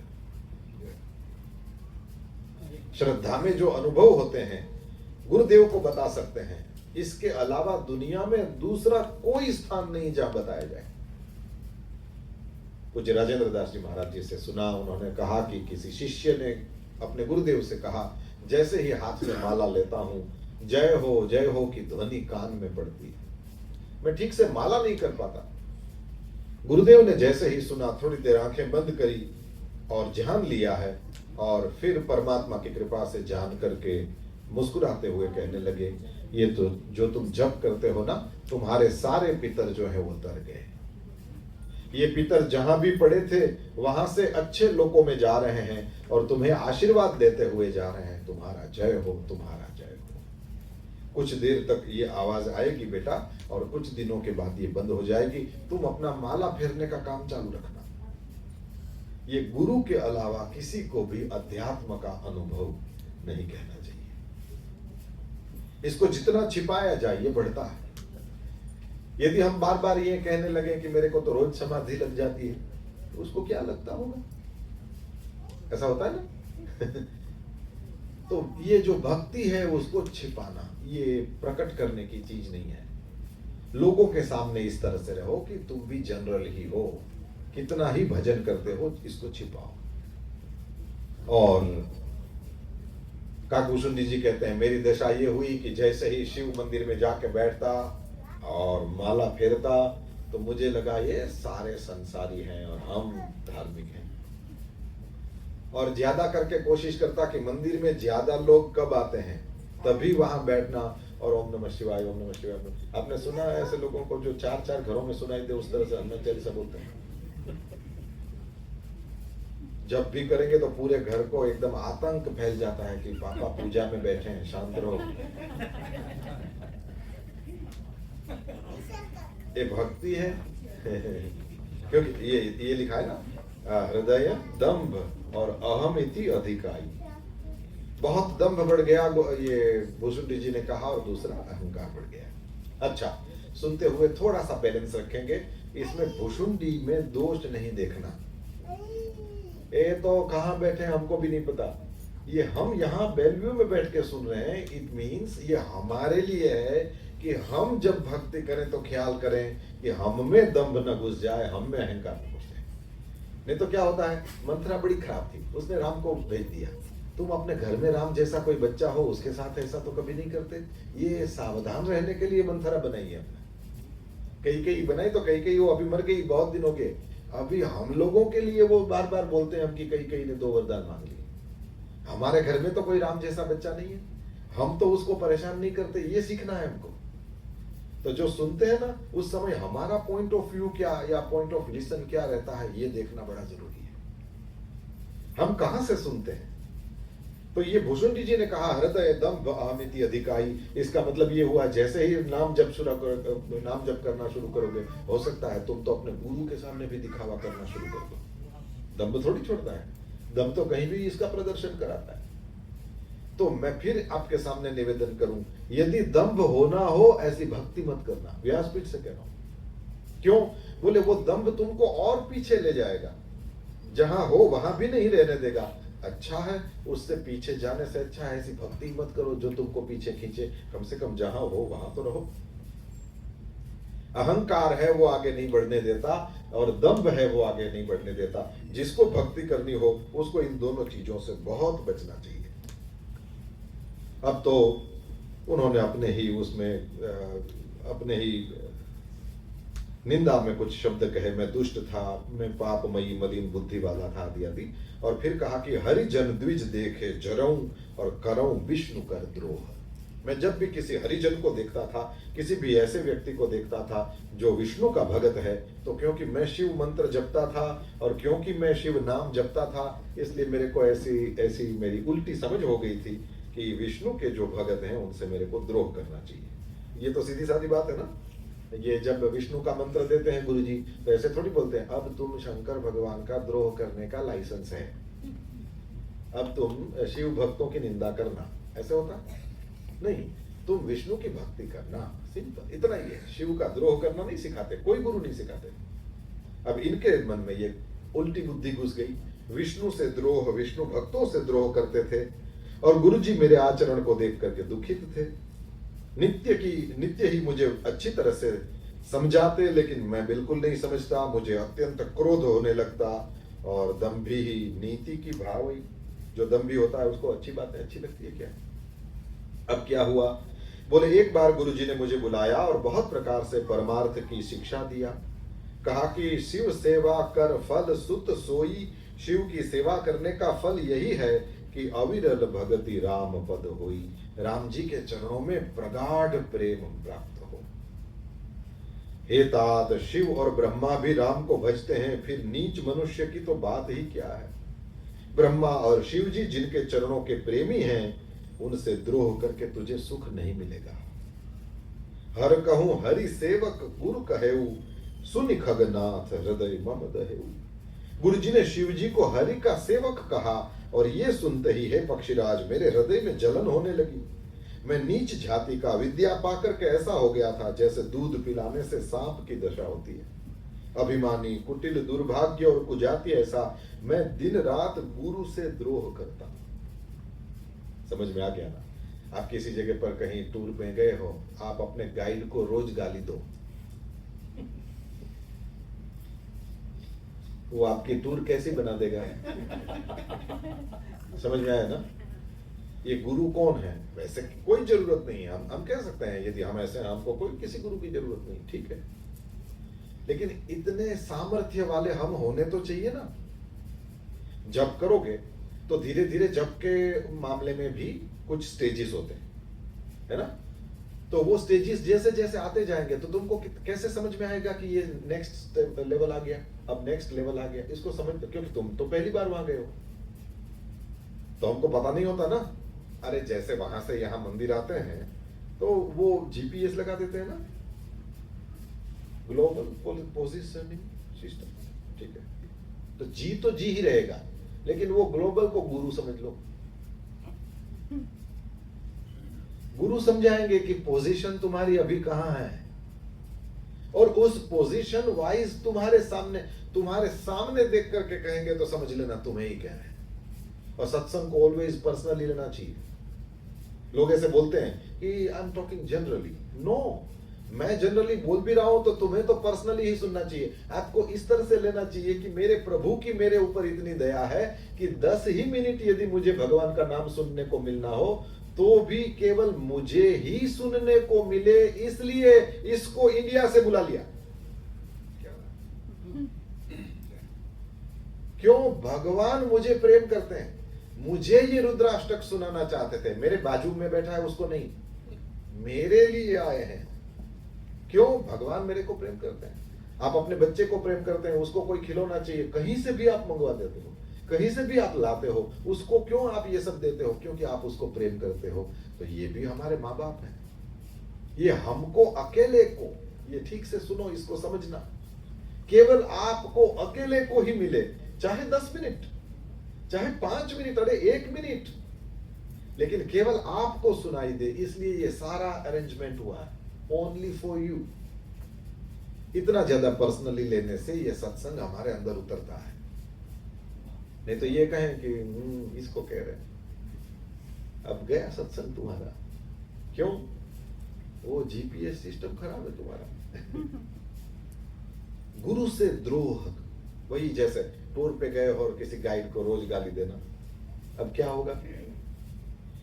गुरु का द्रोह करने लगा। क्यों? बोले गुरु ने सही वाली बात समझाया। और याद रखना, कान को मीठी लगने वाली बातें बहुत लोग बोलते हैं, लेकिन अंत में हमारा भला हो ऐसा बहुत कम लोग बताते हैं, बहुत कम। चाबियां कोई नहीं देता। नहीं तो पर्सनालिटी डेवलपमेंट के भी क्लासेस खोलते हैं लोग, और बहुत पैसा दे के वहां लोग जाते भी हैं। ये सत्संग पर्सनालिटी डेवलपमेंट का फ्री क्लास नहीं है तो और क्या है? मेरे को बताओ, ये है क्या? अपनी ही पर्सनालिटी को डेवलप, अपने ही व्यक्तित्व का विकास करने की चाबियां है ना, और फ्री में दी जाती है। अब क्या? बोले गुरु का द्रोह करने लगा। मेरी दशा क्या हुई देखो। भूषुंडी जी कहते हैं गुरु जी का द्रोह करने लगा। अब गुरु जी अत्यंत दयालु थे। अति दयाल गुरु स्वल्प न क्रोधा, पुनि पुनि मोहि सिखव सुबोधा। कहते हैं गुरु जी ने तो देखा कि ये मेरा द्रोह करता है, लेकिन गुरु जी के हृदय में बिल्कुल भी क्रोध नहीं था। देखो ये प्रेम का उदाहरण है। छोटा सा बच्चा है, माँ के थन को पीता भी है, और छोटा सा पैर है कि लगता नहीं माँ को, लेकिन माँ के पेट में लात मारता भी है ना। लात मारने के भाव से नहीं, लेकिन उसका पैर तो छूता है ना माँ को।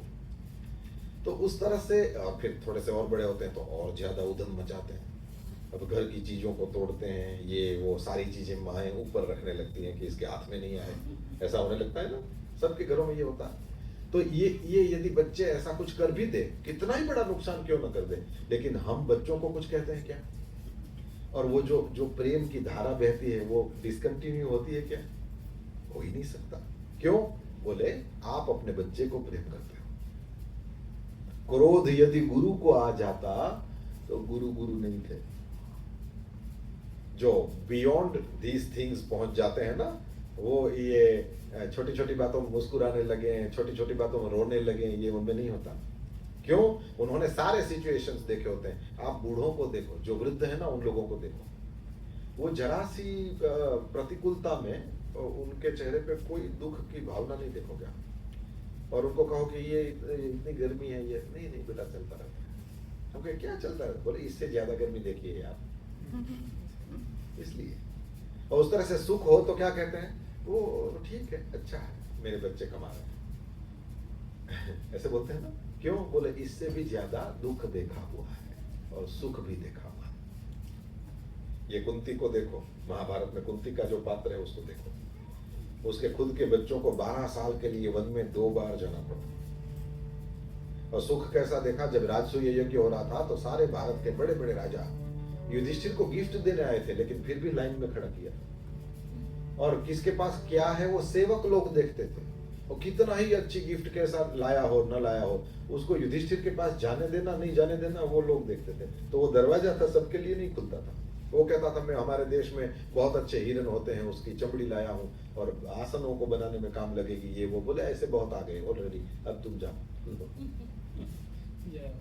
सुख भी कुंती माता ने जो देखा, और आपने देखा आपको कोई पोजीशन मिले ना, इतना सुख नहीं जितना आपके बच्चे को मिले तब ज्यादा। Yes no?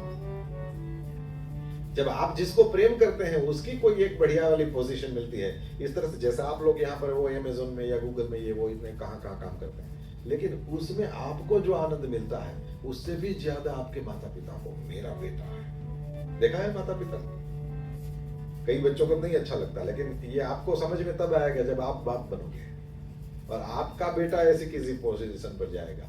और बहुत बहुत समझदार हैं वो बच्चे जो बाप की भावना को बेटा रहते हुए ही समझ लेते हैं। नॉर्मली हमको तब समझ में आता है जब हम बाप बन जाएं, और प्रायः मोस्टली तब सॉरी बोलने के लिए बाप वहां होता नहीं है ना?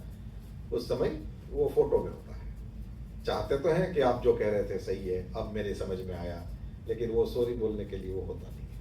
तो यदि हो तो वो सामने बैठे हो तभी उनके वो जो कहते हैं उसको समझ लेना। बहुत होशियार ऐसे लोग हैं, बहुत अच्छे लोग हैं ऐसे, जो राइट टाइम वो राइट बातों को समझ लेते हैं। ऐसा है ना, जब उम्र हो तो अकल नहीं होती, और अकल आते आते बहुत अच्छे हैं ऐसे लोग जिनके पास उम्र और अकल दोनों टाइम पे मिली हो, और करना कुछ नहीं होता है, बस वही पिताजी यदि बैठे हो तो उनकी बात मान लो, एंड दैट्स इट, कुछ नहीं करना है। माँ यदि बैठी हो उसकी बात मान लो।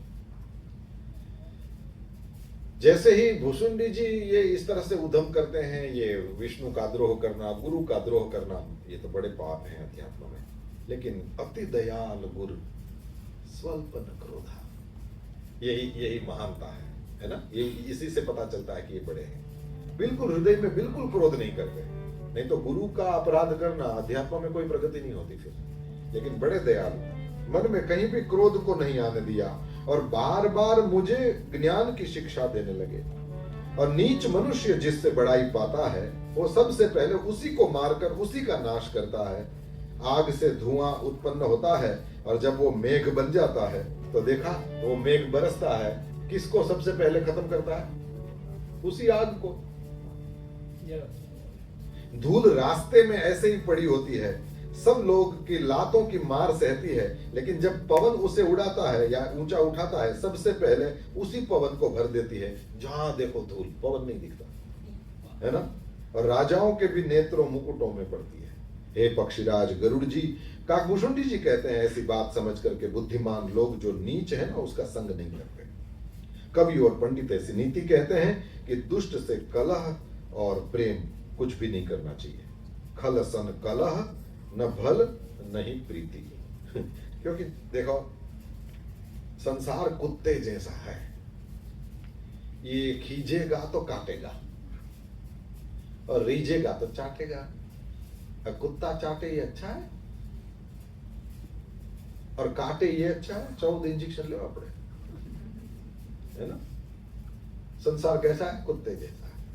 इसलिए क्या करना चाहिए? बोले उसका दूर से ही परित्याग करना चाहिए। इसके साथ वैर विरोध करना भी ठीक नहीं, और इसके साथ कलह भी नहीं करना चाहिए। क्या करें? बोले उदासीन नित रहिए गोसाई, और दुष्ट को कुत्ते की तरह दूर से ही त्याग देना चाहिए। खल परिहरिय स्वान की नाई। अब मैं दुष्ट था, हृदय में कपट था, कुटिलता भरी थी, इसलिए गुरुजी हित की बात कहते थे, लेकिन मुझे अच्छी नहीं लगती थी।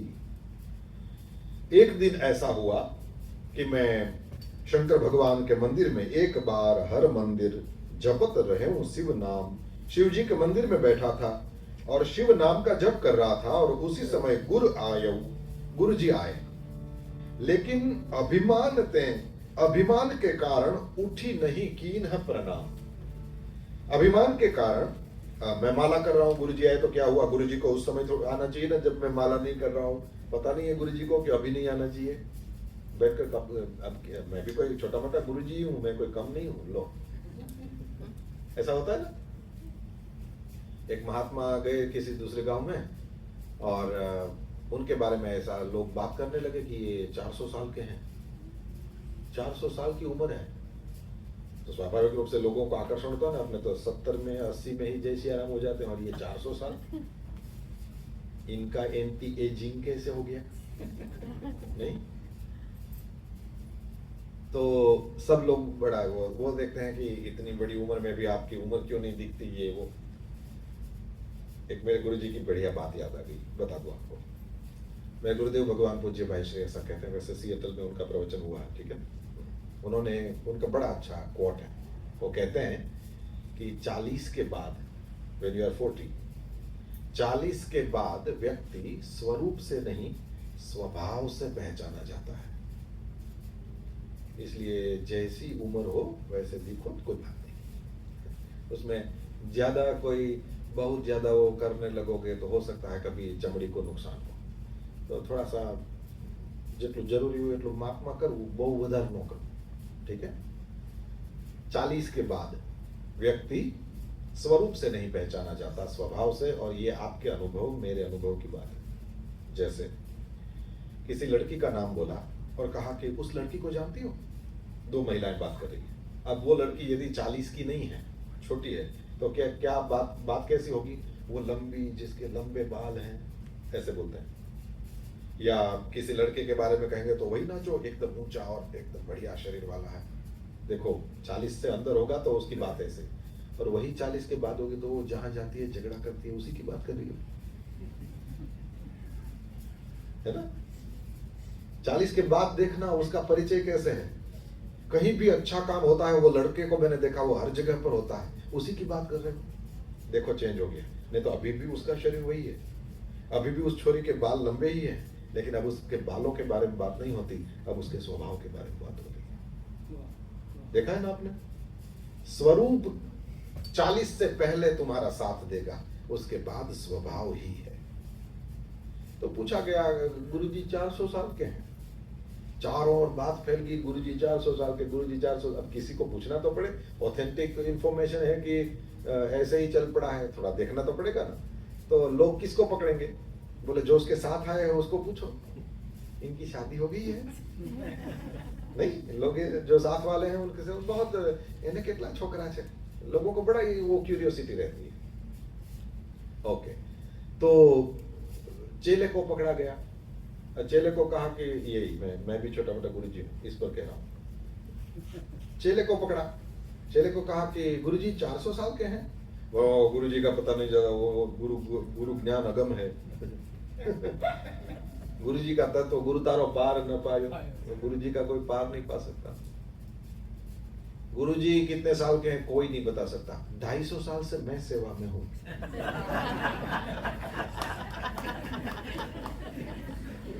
स्मार्ट पीपल, आप लोगों को तुरंत समझ में आ गया बात क्या है। तो मैं भी कोई कम थोड़ी हूँ, मतलब 250 साल से मैं भी हूँ, मतलब वही योग मेरे में भी आ गया है। अब केवल 150 साल के बाद मैं भी, गुरुजी थोड़ी 500, 550, 6 साल के हैं, उसके बाद मैं ही हूँ। लो, तो गुरुजी को आने से पहले सोचना चाहिए ना, मैं माला कर रहा हूँ, अभी क्यों आए? मैं भी उठ के प्रणाम करता, लेकिन गुरुजी को टाइम पे आना चाहिए ना, गुरुजी को टाइम पे आना चाहिए। ये बड़ी मुश्किल है साहब, है ना। इसको हंसते हुए सुनना जरूर, लेकिन जब माला करो, जब गुरु जी का स्मरण करो, जब भी उनकी कोई बात हो, जब वे सामने खड़े हो, आदि कुछ भी हो, अत्यंत मर्यादा होनी चाहिए। मतलब ऑलमोस्ट दिखना चाहिए कि डर रहा है मेरे से। ऐसे रहोगे बहुत पाओगे। और गुरु जी देख लें कि हाँ ये घड़ा भर गया है, ये तो ये भी गुरु ही हो गया है, तो गुरु जी कुछ नहीं देंगे फिर। क्यों? बोले तुम भी मेरे समान हो गए। सन्यास की दीक्षा देने से पहले गुरुजी उस ब्रह्मचारी को बहुत तपाते हैं, लेकिन जिस दिन भी उसके कान में मंत्र दे दिया और उसको दंड दे दिया और उसको सन्यासी बना दिया, तो परस्पर दोनों वंदन करते हैं, तुम भी मेरे जैसे ही हो। फिर कहां हो रहा? इसलिए ये यहां तक बात चली जाए। अब जाओ खाली, अभी जाओ। ठीक, तो इस तरह से कभी भी गुरुजनों के सामने गुरुता नहीं दिखाना चाहिए। अब इसने क्या किया? बोले अभिमान थे, अभिमान के कारण मैंने उठ करके प्रणाम तक नहीं किया। और फिर वो बात, सो दयाल नहीं कहे कछु, वो तो बड़े दयालु हैं गुरुदेव, उन्होंने तो कुछ नहीं कहा। उर न रोष लवलेश, उनके तो एक लेश मात्र भी उनके हृदय में क्रोध नहीं हुआ। लेकिन अति अघ, ये तो बहुत बड़ा पाप हो गया। और गुरु अपमानता, गुरुदेव का जो अपमान हुआ उसको महेश सही नहीं सके। ये नालायक आदमी हो ना कोई, तो थोड़ा उसके सामने यदि तुमने भी थोड़ी नालायकी कर दी तो चल जाता है, क्योंकि कांटे को निकालना हो तो कांटा ही चाहिए होता है ना। उसको ये प्रार्थना करो, हे कांटे निकल जाओ, ऐसे नहीं होता है ना, थोड़ा कांटा चाहिए होता है। तो कांटा निकालना है तो थोड़ा सा वो करो तो ठीक है, लेकिन कोई भी भोला आदमी जहां बैठा हो, सरल निश्चल निष्कपट ट्रांसपेरेंट कोई व्यक्ति हो, और वो ज्यादा पढ़ा लिखा भी ना हो, तो भी ध्यान रखना उसको कभी भी सताना नहीं। उसके ऊपर भगवान का सुदर्शन चक्र घूमता है, धनोत्पन्नोत का दिनक है। सीता जी को हर के लाया रावण, बाल बांका नहीं हुआ, लेकिन विभीषण जैसे इजी आदमी को जिस दिन निकाल दिया लंका से, सारे मर गए। देखा ना, द्रौपदी के केश पकड़ लिए थे दुर्योधन दुशासन आदि ने, उसको नंगा करने की कोशिश करी थी, कुछ भी नहीं हुआ। लेकिन जिस दिन विदुर को लात मार दिया, सारे कौरव मरे पड़े थे। इसलिए कभी भी किसी भी भोला आदमी जो सीधा साधा है, इसलिए ध्यान रखना, आप लोग बहुत पढ़े लिखे हो इसलिए यहां हो, लेकिन आपके माता पिता उतना नहीं पढ़े हैं, उनके साथ जब व्यवहार करो तो ध्यान देना। उन्होंने बहुत बहुत ज्यादा तपस्या करी है, तब तुम यहां हो। हमारा तप नहीं होता, हमारे माता पिता का आशीर्वाद और तपस्या होती है, तब हम यहां होते हैं। और ये बच्चा बन के सुनना, माँ बाप बन के मत सुनना कि मेरा बेटा सुने और समझे तो बहुत अच्छा। नहीं, तुम अपने पिताजी के बारे में सोचो, तुम यहां हो वो उनकी कृपा से हो। फिर ये बात बता दो, आपका पॉइंट ऑफ लिसन जो हो वो अच्छी जगह से होना चाहिए, गलत जगह से नहीं होना चाहिए। ये बहुत बड़ी बात होती है प्रभु। पूरी दुनिया के ब्राह्मण संत गुरु मिलकर के तुमको ऐसा आशीर्वाद नहीं दे सकते जैसा तुम्हारी माँ तुम्हें दे सकती है, जैसा तुम्हारे पिताजी तुम्हें दे सकते हैं, जैसे तुम्हारे बड़े भैया तुमको दे सकते हैं। पूरी दुनिया के जितने हमारे जैसे दिखने वाले सब मिल के भी नहीं कर सकते। इसलिए तो कह रहा हूं, ठाकुर जी एक एक घर में थोड़ी पहुंच सकते हैं। गुजराती में तो ऐसी पंक्ति है कि भगवान हर घर नहीं पहुंच सकता, और एक एक घर में नहीं पहुंच सकता, इसलिए उसने मां बनाई। क्यों? बोले सबका पर्सनल भगवान है। तुम कहीं भी हो, वो तुमने देखा, तुम्हारे पास कुछ नहीं है तो भी तुमको आशीर्वाद देती है, और तुम बहुत बड़े भी बन जाओ तो भी तुम्हें आशीर्वाद ही देती है।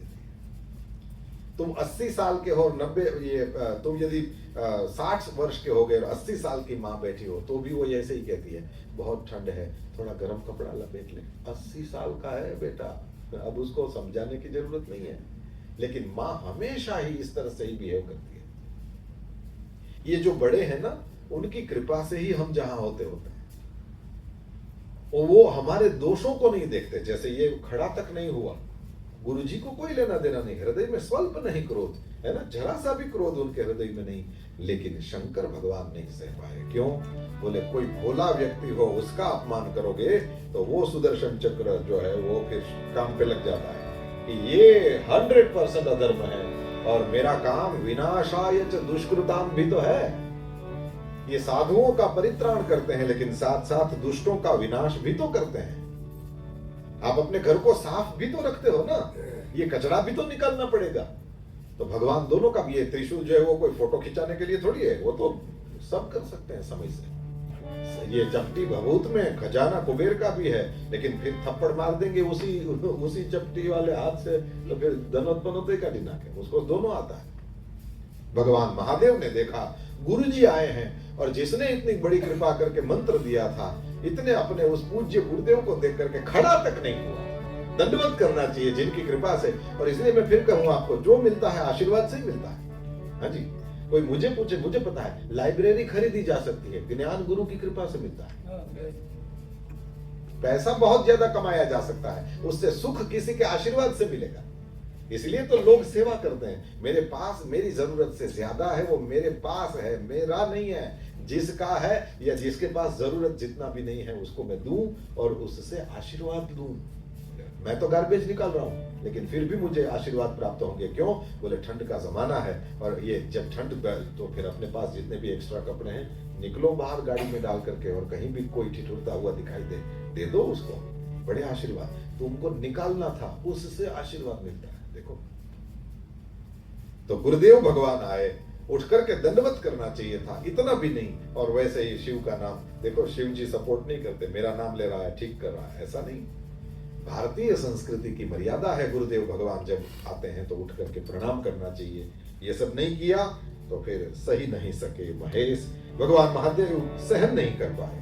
आकाश में, मंदिर में ही आकाशवाणी हुई, रे हत भाग्य, हे मूर्ख, हे अभिमानी, यद्यपि तेरे गुरु को क्रोध नहीं है, वे अत्यंत कृपालु चित्त के हैं, उन्हें पूर्ण और यथार्थ ज्ञान है, तो भी हे मूर्ख तुम्हें मैं शाप दूंगा, क्योंकि नीति का विरोध मुझे अच्छा नहीं लगता।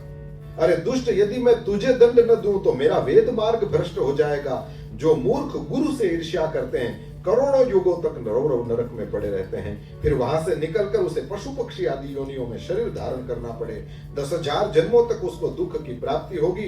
रे पापी, तू गुरु के सामने अजगर की तरह बैठा रहा, तेरी बुद्धि पाप के कारण ढक गई है, इसलिए शाप देता हूं, सर्प हो ही खल मल मत व्यापी, तू सर्प ही हो जा।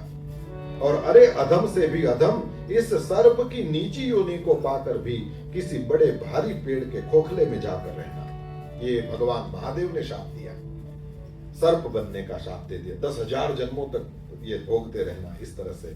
और जैसे ही ये शाप दिया गया, हाहाकार कीन गुर, दारुण सुनि शिव साप, और कंपित मोहि बिलो की अति पुर उपजा परिताप।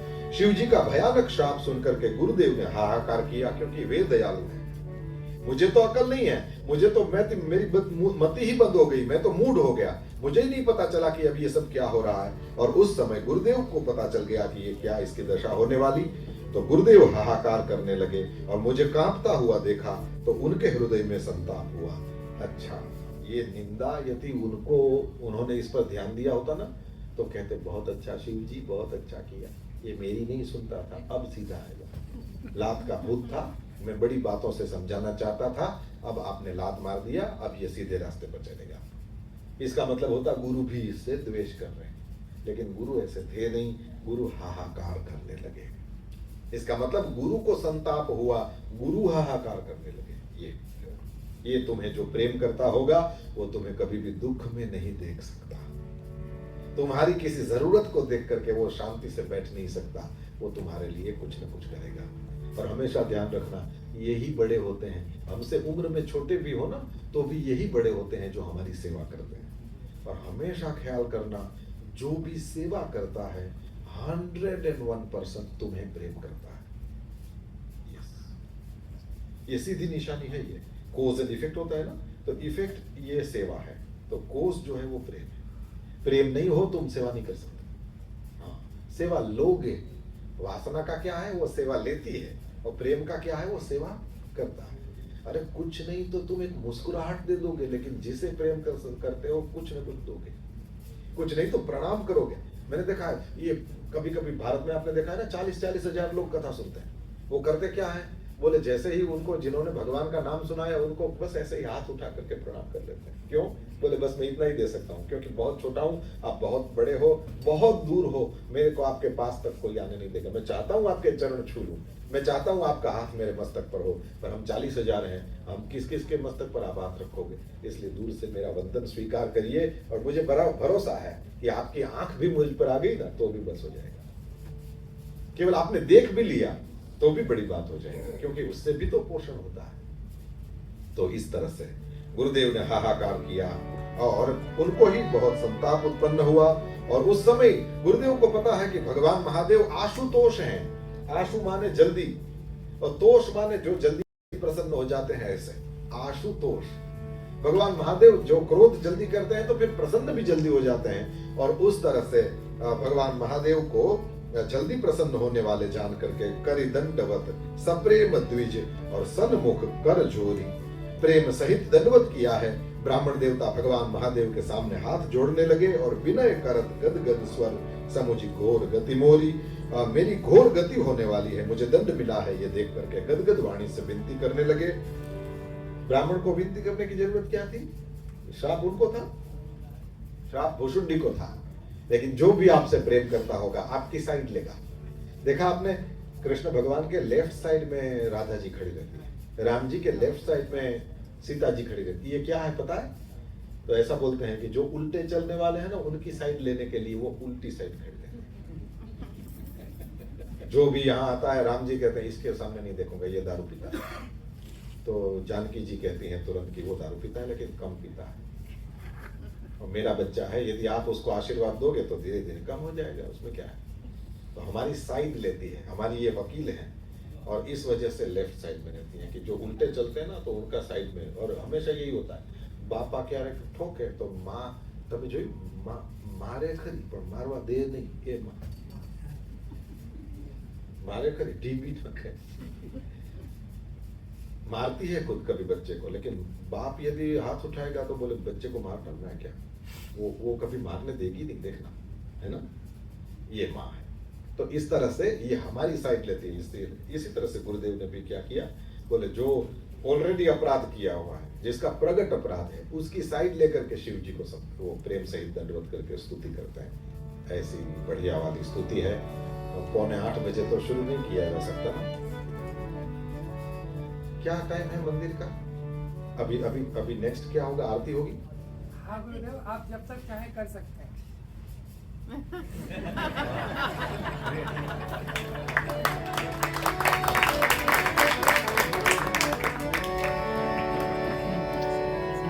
ठीक है, तो सब लोग अपनी अपनी घड़ी निकाल के जेब में रख दो। अब स्तुति करते हैं। चलो, मेरी तो इच्छा ही थी कि मैं कम से कम 2 श्लोक तो आपको सुनाऊं। हम प्रारंभ करें। नमामि शमीशा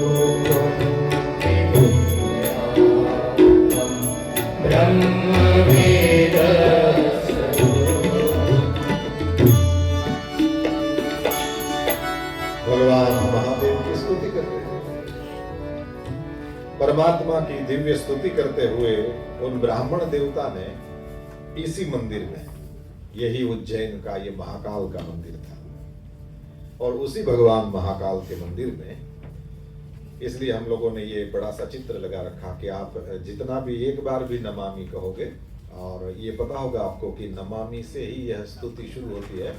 और आपके पास पेपर है तो देख लो, लास्ट वाला श्लोक है, उसमें लास्ट वर्ड क्या है, नमामि शंभो। अंत में भी हे ईश हे शंभो, आपको नमामि।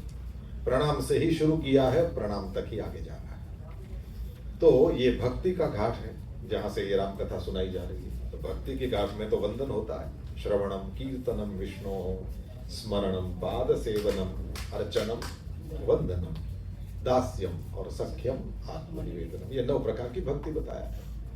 तो भगवान को प्रणाम ही होता है। अब बताओ, भगवान को कौन जान सकता है? कोई जान सकता है इतने हैं? कोई नहीं जान सकता। इसलिए क्या किया जाए, बोले मान लो, है ना। जैसे माँ कहती है ये तुम्हारे पिताजी हैं, हमारे पास क्या प्रूफ है? और माँ कहती है ये तुम्हारे पिताजी हैं बेटा, हम क्या प्रणाम करते हैं, ये पिताजी आपको प्रणाम, है ना। तो जानोगे क्या? जो तुम पैदा ही नहीं हुए थे तो किसको जान लोगे? क्या बेटर है? मान लो। और आपने देखा, बहुत जानने की कोशिश करने वालों के पास कुछ नहीं होता है, क्योंकि जानने का तो कोई अंत ही नहीं है ना। रोज 4 बुक नए पब्लिश होते हैं, कितना ज्ञान प्राप्त कर लोगे? रोज अपडेट्स आते रहते हैं, कितना करोगे? फिर ऑटो अपडेट पे डाल देना पड़ता है, जब अपडेट आए कर लेना है ना। रोज अपडेट होना चाहो, आखिर कितना अपडेट करोगे? एक ही रास्ता है, मान लो। मानने से क्या होता है? बोले मानोगे तो फिर प्रेम करोगे ना।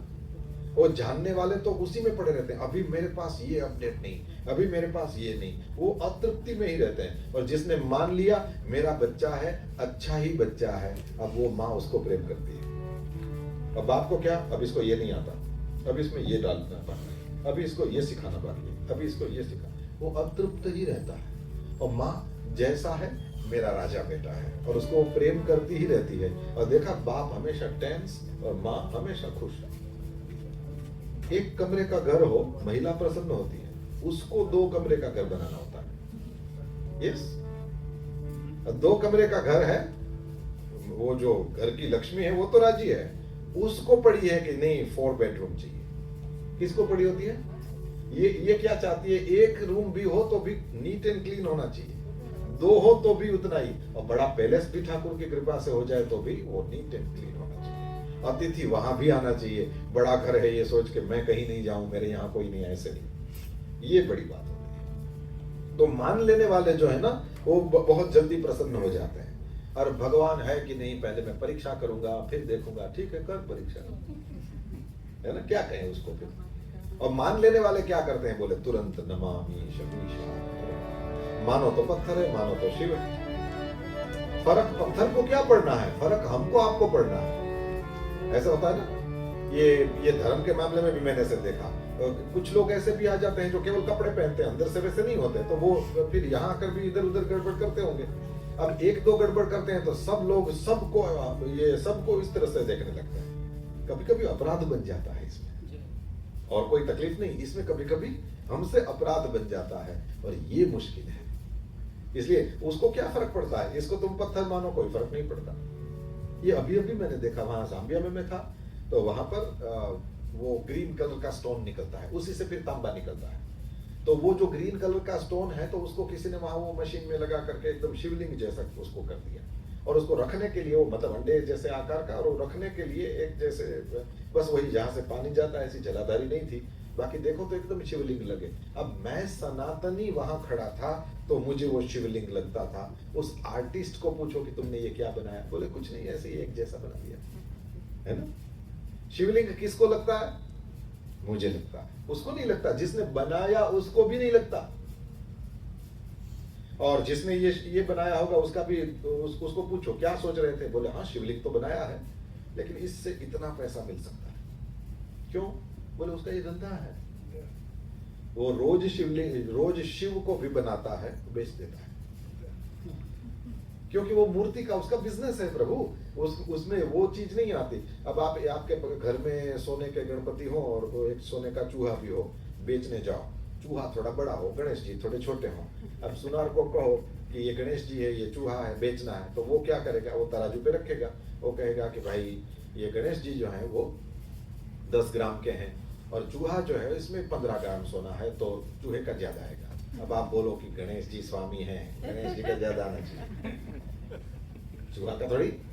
तो वो क्या कहेगा आपको? मेरे को गणेश जी नहीं दिखते, मेरे को क्या दिखता है? मैं सोना देख रहा हूं, गणेश जी तुम्हारे लिए है, तो सोना इसमें ज्यादा है। अब आप कितना ही उसको शास्त्र समझाओ कि ये वाहन है, ये मुख्य देवता है, दुर्वा इन पे चढ़ती है, इस पे नहीं, चतुर्थी इनकी आती है, इसकी नहीं, और इसका ज्यादा पैसा हो सकता है कभी। वो क्या बोलेगा? मूर्ख कहीं का, देख तो सही इसकी साइज क्या है, ये तराजू में कितने ग्राम का दिखाता है, ये तो देख, इसका ज्यादा आएगा, सिंपल। क्यों? उसके लिए वो गोल्ड है, इसके अलावा कुछ नहीं। इस तरह से ये बनाने वाले के लिए इससे इतना पैसा मिलेगा, उतना ही है। फिर जब हम घर लाते हैं, प्रतिष्ठा करते हैं और जल चढ़ाते हैं, तो हम साक्षात शिव का अभिषेक करते हैं। तो द बॉटम लाइन इज, जान लोगे तो कितना जान लोगे भाई। वायु पुराण शिव संबंधी, लिंग पुराण शिव संबंधी, शिव पुराण शिव संबंधी, और भी हैं। तो कितना जानोगे, कितना अपडेट करोगे? अपडेट्स तो रोज आते रहेंगे, बग फिक्स करके फिर आ जाते हैं, है ना। कितना किया है हमने, तो अब बेटर परफॉर्मेंस होगा, बस ले लो। मूल तो बात यह है, तुमने क्या क्या देखा था वो हम ले लेंगे, ऐसा होता है। तो मूल बात समझने की है वो यही है कि जानने वाले बहुत ज्यादा जानने की चेष्टा करते हैं, जीवन भर जानते रहते हैं, कुछ नहीं आता उनको। और वो बुढ़िया माई है, एकदम अपने अंगूठे को ही शिव मान लेती है और रुद्राभिषेक करके चली जाती है। और हम गंदी गंगा, भारत वालों को अकल नहीं है, थोड़ा सा सिस्टमेटिक होना चाहिए। ये वो रोता रहता है और वो बोले प्रेम से हर हर गंगे करके 2-3 डुबकी मारकर अपने सारे पितरों को उतार कर और अपने अंगूठे पर शिव जी को जल चढ़ाकर और कैलाश वाले को प्रसन्न करके चली जाती है अपने आश्रम में। तो these two things are in the world, है ना। आप चाहो तो मानने वाले बनो, आप चाहो तो जानने वाले बनो। जानने वाले बन सकते हो, कोई रोकता नहीं है, लेकिन उसमें श्रम बहुत ज्यादा है, मिलता बहुत कम है। और मानने में मजा ये है कि कभी कभी गलत जगह भी भटक जाते हैं हम, लेकिन फिर भी प्रायः करके वही बचा लेता है और वो हमको इधर उधर घूमने नहीं देता। शबरी क्या पड़ी थी, उसको क्या मिला, और इसके 10 सिर थे। ठाकुर जी लंका में एंटर तक नहीं हुए। देखो विदुर के यहां खाने में मजा आएगा कि दुर्योधन के यहां। उधर सोने के थाल में कितनी कटोरियां और क्या क्या खाने को मिलता, और इधर क्या था, साग विदुर घर खाई क्योंकि सबसे ऊंची।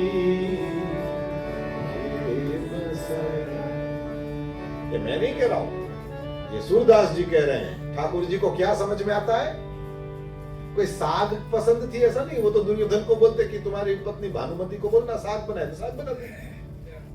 ये प्रॉब्लम नहीं थी। प्रॉब्लम ये थी कि वो प्रेम से नहीं खिला रहा था। और हम कहीं भी जाते हैं तो क्या चाहते हैं, प्रेम। पोजीशन तो किसी की कुछ हो सकती है, किसी की कुछ। हम लोगों को तो, हम तो घूमते ही रहते हैं, इसलिए हम लोगों ने बड़ी बड़ी पोजीशन देखी है। हाँ जी, हमको क्या नहीं देखने को मिला प्रभु।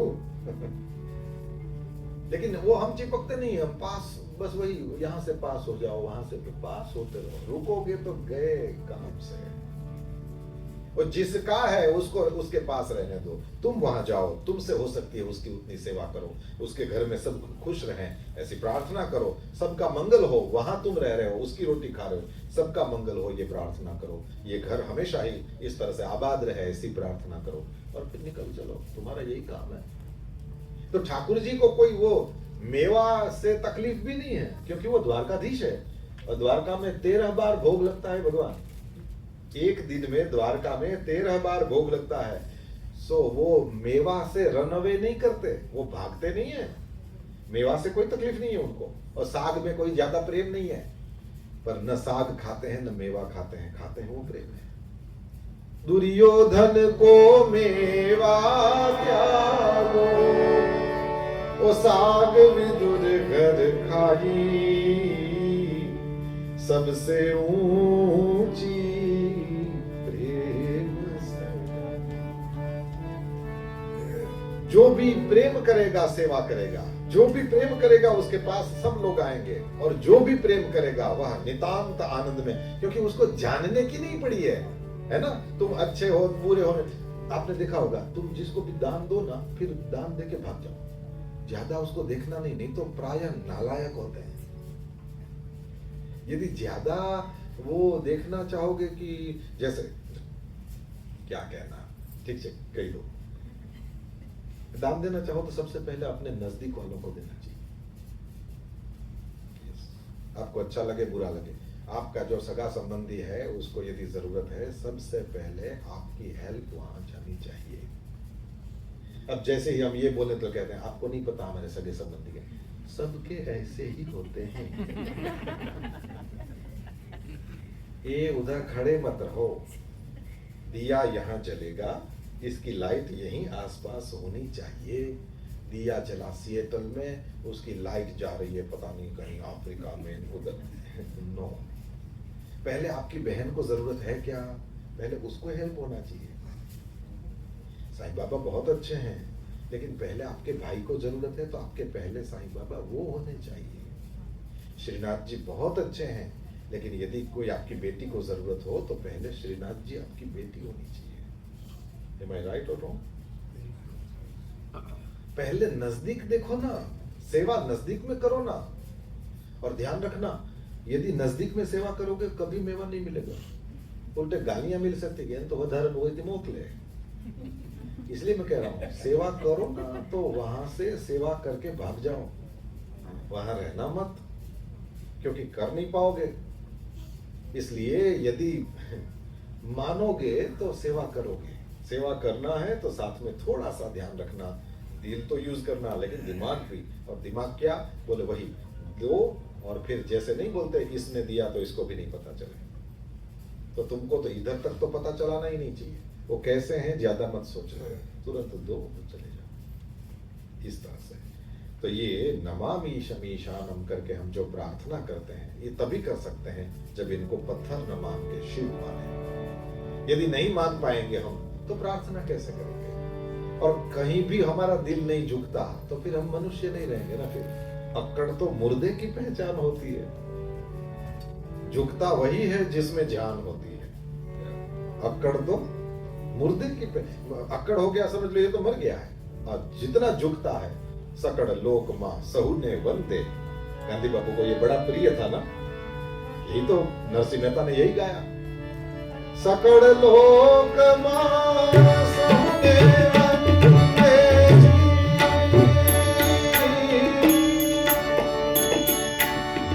निंदा न करे के लीने, सकड़ लोक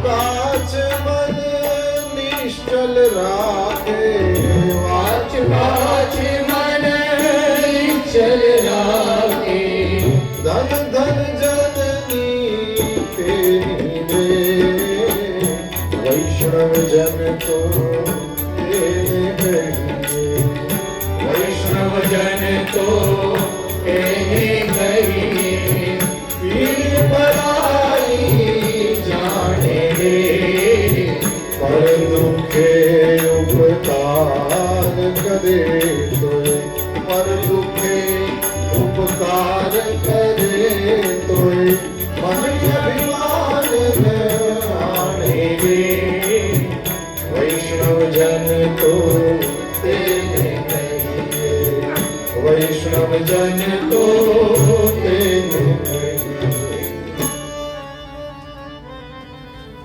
सकड़ लोकमा सहुने वंदे। इसका मतलब है ये सभी को प्रणाम करता है, सबको कर प्रणाम। परमात्मा श्री हरि का ही सब जगह स्वरूप देखता है तो वंदन करता है। फिर उसके लिए पत्थर नहीं, फिर शिव। फिर उस आर्टिस्ट के लिए वो एक टाइप का कोई एक आकार बना दिया उसने, लेकिन मुझे लगा शिवलिंग है, हरा शिवलिंग, तो फिर ऐसे लगा जैसे पन्ने का बना हुआ हो, नहीं कितना सुंदर लगता है। पर उस आर्टिस्ट के लिए भी वो शिवलिंग नहीं है, बनाने वाले के लिए भी नहीं है।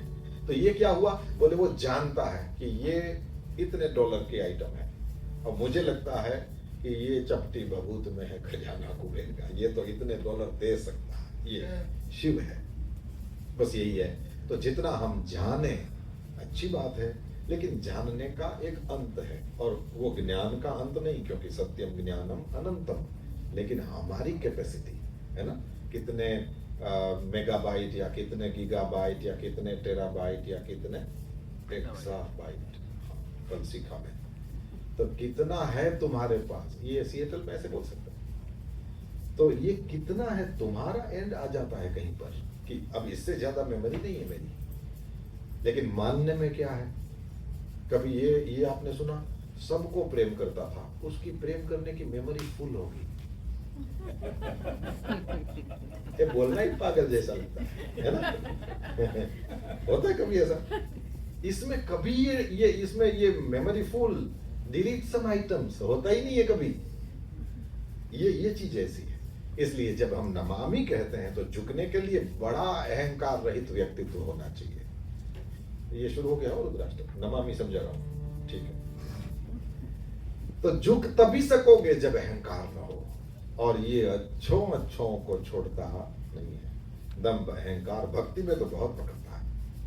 तो इनसे, ये ब्राह्मण देवता से इतना भी हमको सीखने को मिल जाए तो भी बड़ी बात हो जाती है नमामि। क्योंकि हमको पता है आ, हमको कुछ पता नहीं है, ये भी उस ईशान को पता है।